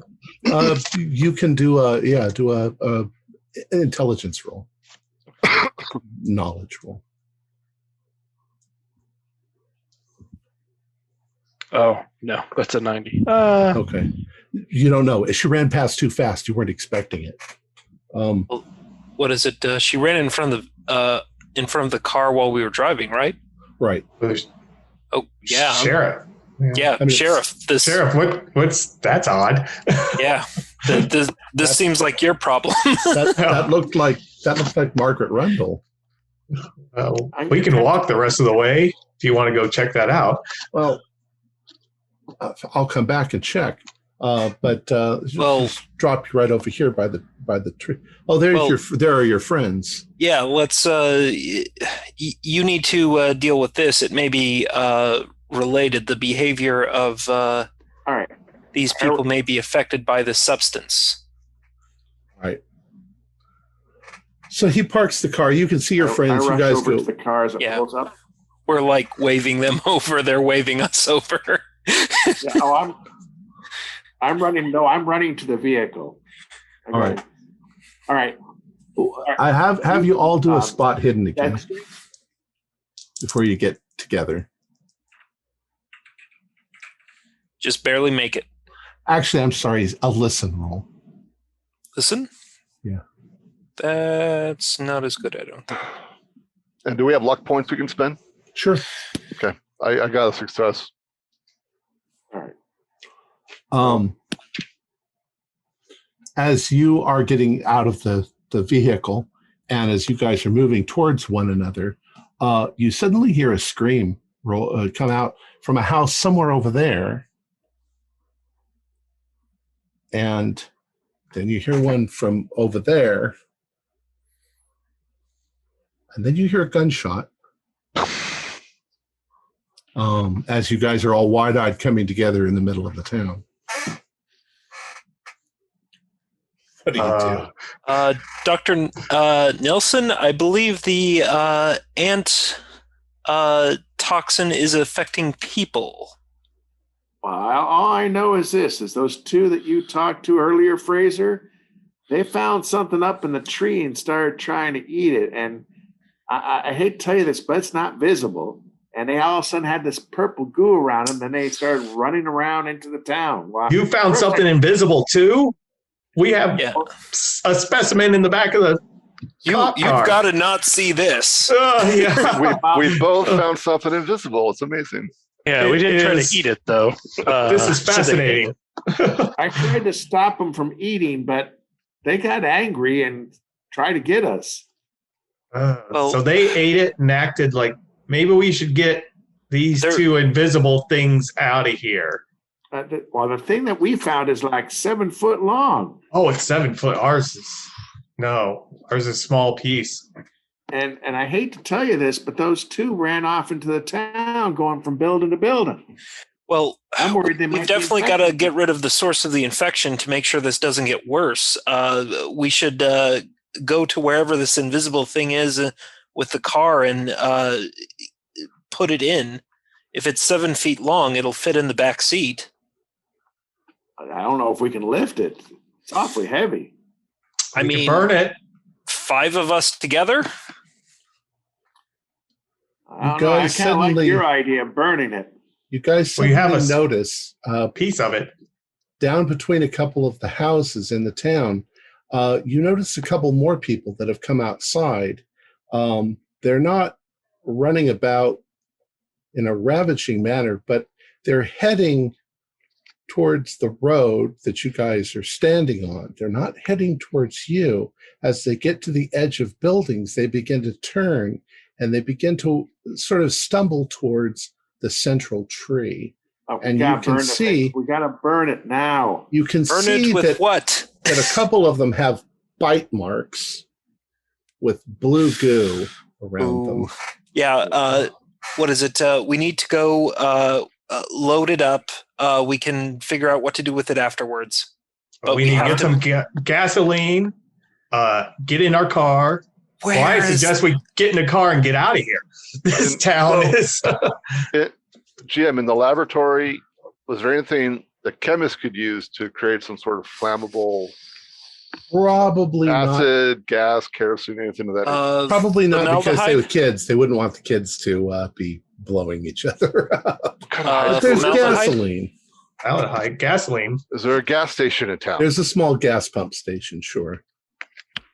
Well, I mean, we're not going to burn anything if half the town goes and takes bites out of it before we get to it. We need to secure it. Before we Sounds run like by we a gas can't pick it station. up. If we can't pick it all up, of us we do- burn it. How do we know that? No one has tried. All right. Professor Nelson did. As you guys are having this Two discussion, are you people. standing there or are you moving? We're moving because we got to get to the thing and try to pick it up if we can as a Sure. group and put it in the vehicle. Yeah, Sure. if nothing else, we can move it a couple yards, and maybe it'll take them longer to find it. We'll take up 2 more steps. We'll get the car. Somebody go get the car, and then the rest of us will try to pick it up. But Yeah, I Yeah. still think we should be looking for gasoline as soon as possible.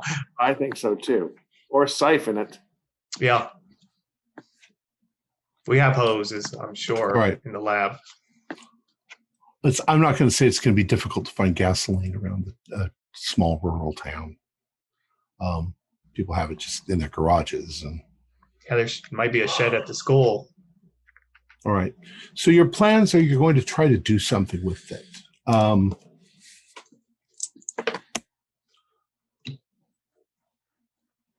It's a good idea. The only problem is now you notice that apparently Margaret and this the librarian are infecting people, and the people who are infected, they're not acting in a hostile manner, but they're heading for the central tree, and there's now a few of them that are approaching the tree,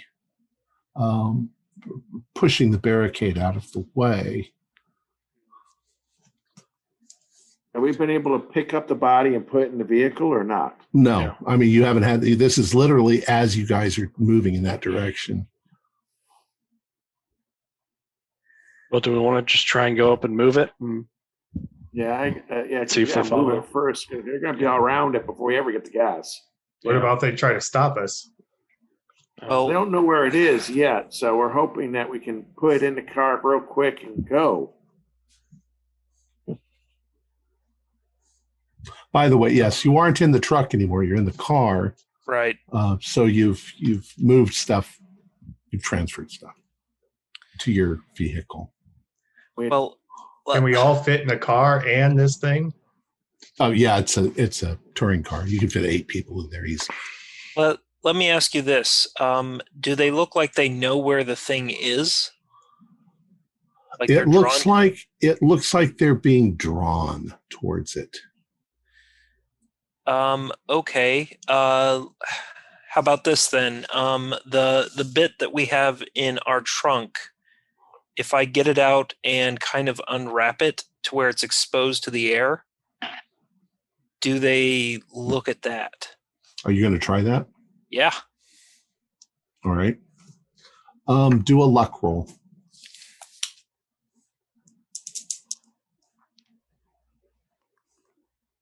No.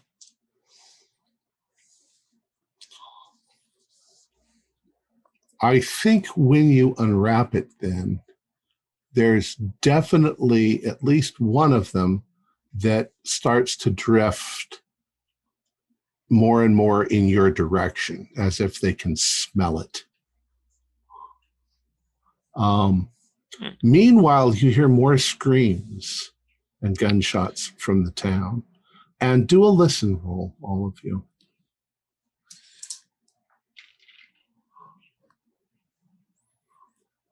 Anyone? Nobody got a listen roll? All right. I've only I got don't 20. think anyone's listening I mean, real quick. I couldn't even spend a luck down to make that a pass.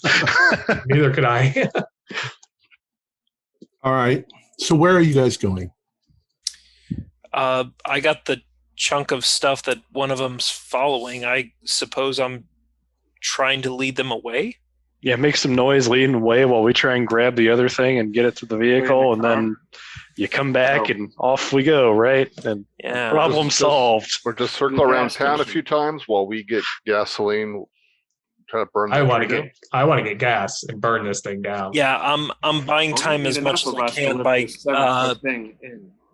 I'm buying time as much as I can by holding the chunk up and just like running and yelling and trying to draw their attention. Your yelling and stuff does not draw any attention at all. However, if you sort of, it's like ants. If the smell has crossed their path, they'll sort of stop and turn in your direction. But once again, they're not moving particularly fast. They're acting like they're looking for something, but they're not crazed. However, you still hear more and more commotion coming from the town. That's fine so long as I'm keeping their attention and drawing them away from the big chunk. Okay. So describe. Let's assume that the tree and the chunk and the school are at one end, and the rest of the town is up here. Which direction? I am running towards the school. If they have any kind of like a football field or anything like that, just a big open space. Yeah, they have a big football field. Yeah. Okay. As long as they're not going quickly, I'm pretty sure I could like run in circles and keep quite a few of them busy. Okay. Kind of the Zombieland thing. Yeah. Keeping ahead of them. Okay. Cardio. How about the rest of you? Attempting to move the body into the car. There should be enough of us, hopefully, to pick it up and put it in. Well, Yeah. the body is like 6 feet long and 3 feet thick. We drag it It's there. the size of a cow. All right, then we're gonna get gas, and we're gonna as soon as we see that get some gas and try to burn it. Okay. I would like the four of you minus Dr. Miller to do listen rolls again. Hey, pass. Worse than before. All right, who passed? I got Sanderson. Dr. Sanderson? Yeah. Dr. Sanderson, have you ever heard cicadas? Yes. Yes, I have. They just hatched. There's a quality to the sound of cicadas that just goes right through your head. You know, it's awful. There is a high-pitched whine in the air that you've just started to notice. At first, you thought it was just like a tickle in your head. But the closer you guys are getting to the tree, and these other people are heading towards the tree as well, you're starting to hear this noise. Now, it's not a cicada, but it's just as annoying a sound. And after, when you start to notice it, it takes a couple of minutes, but the rest of you begin to notice it as well. What was that buzzing sound? Sounds like cicadas, but it can't be. It's not the right time. Yeah. That's That's let's our burn 4 this. years away. Let's burn this thing. So, Jim, are we still seeing townspeople running back and forth here and there?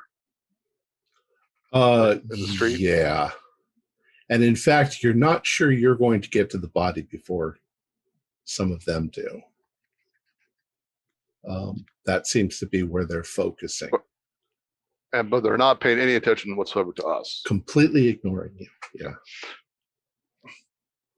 They're wandering, but now there's probably a good 10 of them coming from all different directions, heading towards that tree.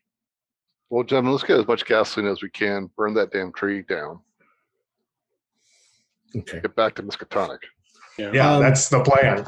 Do a luck roll on finding gasoline. I'll even give you a bonus. Ooh, Do 2 rolls to see if. group roll or No, you can. I don't care. You're gonna I got a find 4. gasoline. I got a you're 4. gonna find. Yeah, you've got a 4. You know, in the janitor's shed, the maintenance guy's shed, you're gonna find gasoline. All right, so you've got a 5-gallon thing of gasoline, let's say. You find that at the school. You know that Dr. Miller is running around in the football field. You can see him out there, sort of running about, with a couple of the townsfolk sort of lumbering after him. But you also notice that a couple people have gotten to the invisible thing, and they are hunkered down, eating. Gonna get complicated. Dr. Miller, you can do a listen roll.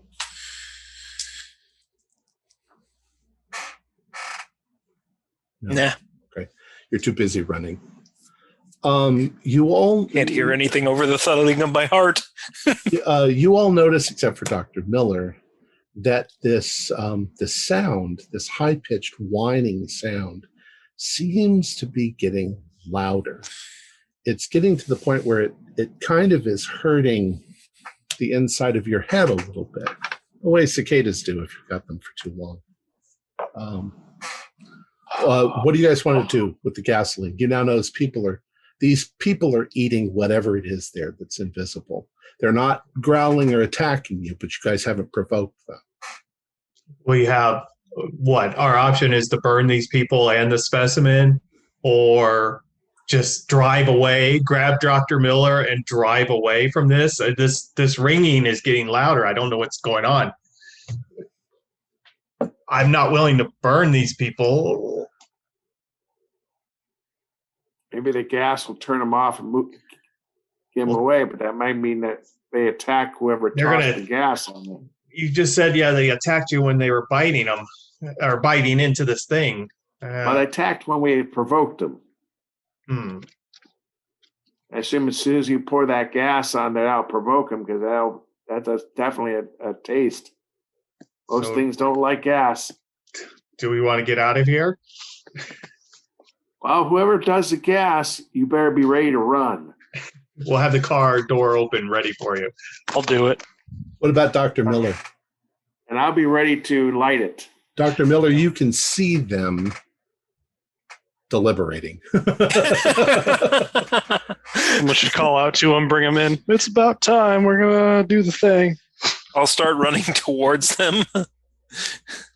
Yeah. Dr. Miller, do a spot hidden for me. That passes. Okay. You can certainly start to hear this whining noise as you're heading in their direction. But there's an odd phenomena as you're still carrying the specimen with you? Yes. Okay. There's an odd phenomena. You're wondering, why aren't they lighting it on fire? Oh, you can see that there are people there. Maybe they don't want to light the people on fire. And then the odd phenomena is you out of the corner of your eye, you're looking over and you're liking, well, did they light a fire over there in the field? Is there something burning over there in the field? What is that? And as you're running towards them and you're getting within earshot where you can yell to them, there's a light out in the field, a place where, I mean, it's daylight, but there's definitely a place where it's getting brighter in the field nearby. You guys are kind of preoccupied, so you don't really notice it, except that you see Dr. Miller looking out into the field and he starts pointing. I'm yelling, what the hell is that?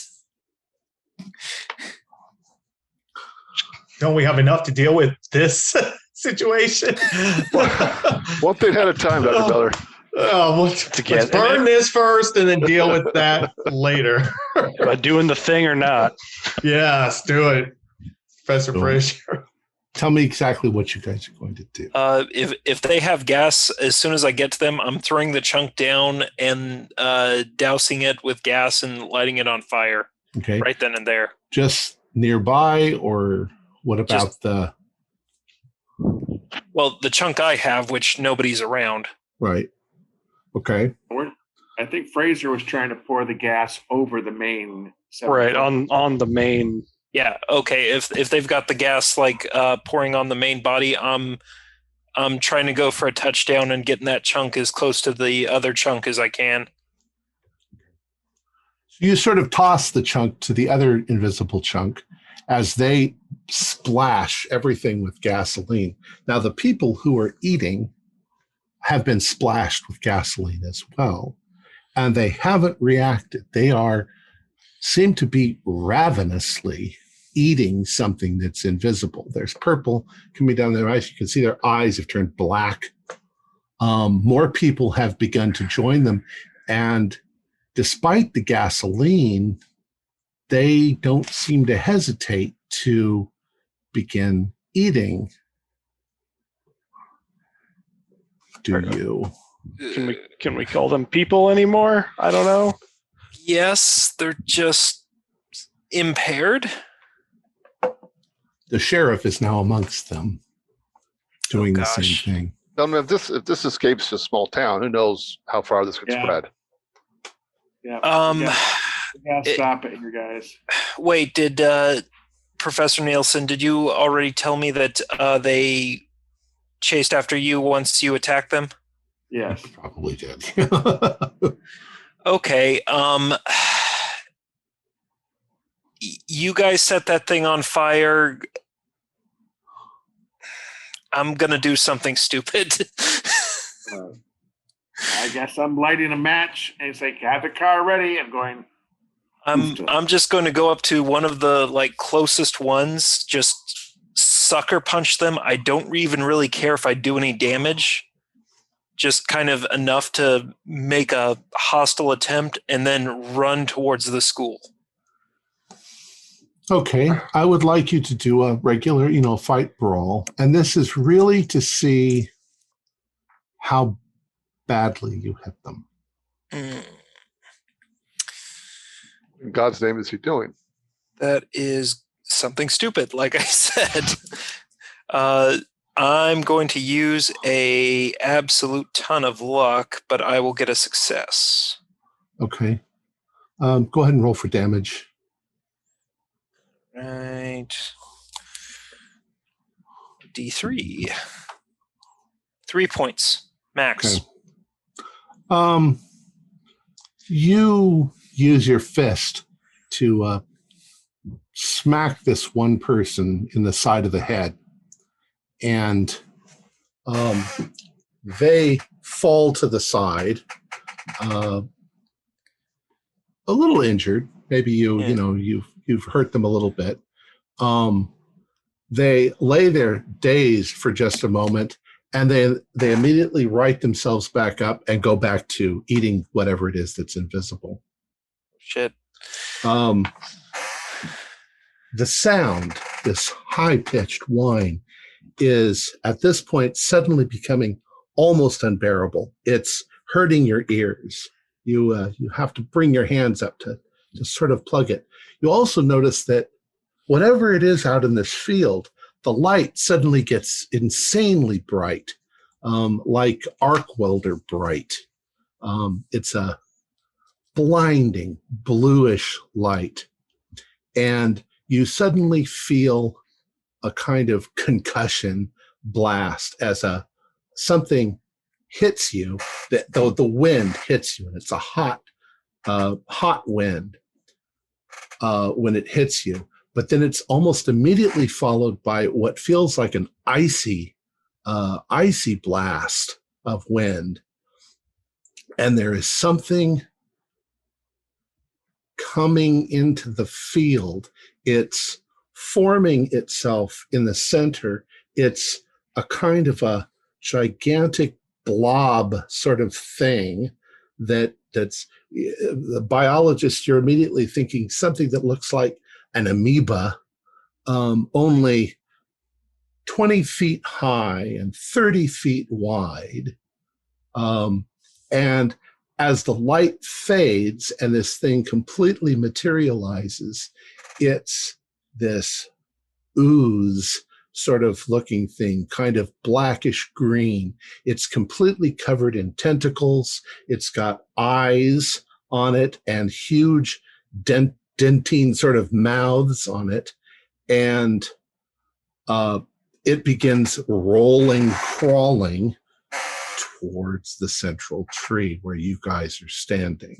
You can all do sanity rolls. Yow. Okay. I'd bet we can. It's Failed. Pass. Failed. Fail, do a 1d6. Succeed, do a 1d4. That's 5 points for me.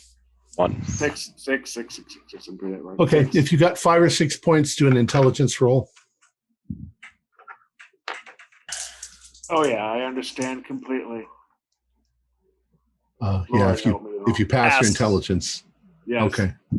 Then you can each do a 1d8 to see what your insanity result is. 1 and 2. Dr. Miller, you see this thing and begin screaming hysterically, and all of the blood seems to rush into your head. Everything turns red, and you faint. You completely drop. Good Lord. Professor Nelson, your mind snaps, and you begin running as fast as you can in the opposite direction. And you're going to flee. Nobody else. Okay, you guys are all still rational. You see Miller drop to the ground, faint. You see Butterfield running. I'm sorry, Nelson running for his life. And this monstrous gooey thing in the middle of the field moving towards you as if it were a gigantic amoeba consuming everything in its path. Dr. Fraser, let's grab Dr. Miller and let's get out of here. Get Dr. Miller, light a match, get in the car, get Dr. Nelson, Dr. Butterfield. Butterfield, have the car warmed up, ready to go. Let's get out of here. All right. So you guys run for the car. We're gonna try to grab Dr. Miller. Yeah, we'll say that you grab him and hoist him up, and you're running with him. Can we toss a match? Sure. Yeah, the match hits, and there's a whoosh. And I'd like you all to do spot hiddens once again. Well, not Dr. Nelson. He's running. Yeah. You see him running. He's Hard heading success. for Peru. Well, regular success. Okay. You notice something very odd, and that's that the people who were consuming Just now? It's odder than what we've already seen.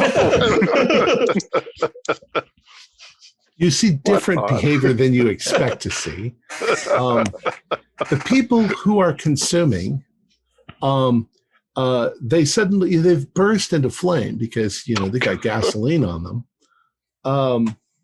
They stop consuming, and they all stand up almost in unison, and they turn towards the thing that's coming for them, and they stand there in front of the invisible body thing, and they just raise their hands like this,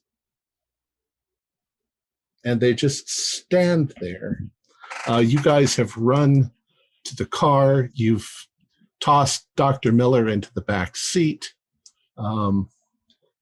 You started to drive, and you can see Dr. Nelson down the road running. Is he going our direction or the other direction? He's going down the road away from the town. But Okay. as you look back, this thing, it mows over the people, fire and all. It seems completely unaffected by the fire. You see the tree shudder as it crashes to the ground, and this thing sort of envelops it very much like a gigantic amoeba. You then see it turn, if it turns, and it heads towards the school, and you see it smash into the side of the school and begin to envelop the school and destroy the school. There are crashes and explosions. You then start to notice that there are people in your town, including Margaret and the librarian, who suddenly come calmly walking out into the middle of the road. You have to swerve to miss them. And they just stand there with their hands like this as this thing moves into the town and begins enveloping and eating everyone. Destroying all the evidence. And you guys managed to catch up to Dr. Nelson as he's coming out of it, and he's turning and he's looking and seeing you there, and you guys let him jump into your car and you drive away, and you do manage to get somewhere safe, and you survive, although you're all probably mentally damaged incredibly. I don't think we're going to need those hotel rooms. And that's the end of our story. We never got to the town, guys. That's Yeah. our story. We were delayed in traffic. You're probably approached at some point by the Probably, Arcane yeah. Society, wanting to figure out what happened. But all right, so what happened? Professor Goddard, if you know your rocketry history, he is the inventor of rocketry. So he was doing his little weather rockets and trying to do that sort of stuff. Well, it just so happened that on the day that he was doing this, the town of Rutherford was being observed from above. It was being observed by an elder thing. The elder thing was up above, and it was camouflaged with invisibility. And the rocket just accidentally smashed into him, and it killed the elder thing, who was on a observation mission from Antarctica. And his body hit the tree. Part of it fell into the field a mile back, and the elder things are pretty intelligent, so they had contingencies for if something like this happened, if there was an accident. And what the accident was, gather all of the evidence into one place. It was a kind of pheromone, and any animals or any things that came in contact with the pheromone would consume whatever they found, and then eventually bring it into one central location. The ants were trying to do it. The two people had started to do it, but they couldn't find the body because it was too high up in the tree. So they were looking around for it on the ground. The cows found it, but they didn't seem to react very well to the consuming of it. It's debatable whether the other cows were infected or not. But once they had managed to get enough of it in one place, the elder things back in Antarctica used a teleporter to teleport in a Shoggoth. And the Shoggoth would then go clean up all of the mess. And it would have been fun if you had some of that in your trunk, because it would have followed you wherever you went. And, Didn't we have samples still from you had the the cows? samples were all at the school. Yeah. Well, no, we had cow when we went to the cows and took samples and stuff from their mouths. Well, it wasn't so much the goo. It was the body that they. Yeah, it wasn't the body. We didn't have any of the body. Yeah, we had cow tissue. We didn't have any of the invisible chunks. If it had sensed any of that invisible body, it would have come after you wherever you went. That's best that we. All right, cool. So the original story, though, and I have often said this, is sometimes when Matt and Noah name these things, they named it the lurker above, and I'm like, dude, that gives everything. That gives it away. Yeah. So we were in danger of being infected. Is that why you asked about what kind of precautions? Yeah, you could have, if you'd have gotten the purple stuff in you, or if you'd have been exposed to it, then you might have started to behave. Start chomping away on it. Yes, start chomping away on it. All right. Let's see. Our players included Ryan Cesny, Andrew Bush, Thomas Grooms, Oren Meyer, and Brian Ridge, with yours truly as the keeper of the secrets. We have a Discord server where you can chat with our other members. You can set up private games, and you can learn the fine arts of gameplay and game mastering. There's a link below. We're currently producing up to 4 shows a week with music and sound effects added in post-production in order to create a richer listener experience. We provide audio-only versions of our shows free for you to download from Podbean or iTunes. The costs involved with the show are provided almost entirely by our patrons. Without them, we wouldn't be able to do what we do. If you'd like to help support our show, please visit our Patreon account. Just $1 a month helps us a lot. You can find a link in the description below. Like, share, and subscribe to our channel, and punch the bell icon for updates on our latest shows, and leave us some comments. We enjoy reading them and answering any questions you might have. This is Tom Rayleigh, together with all the members of our gaming club, inviting you to journey with us once again into the darkness for another adventure into the universe of H.P. Lovecraft and the Call of Cthulhu role-playing game. Until next time, good luck, good gaming.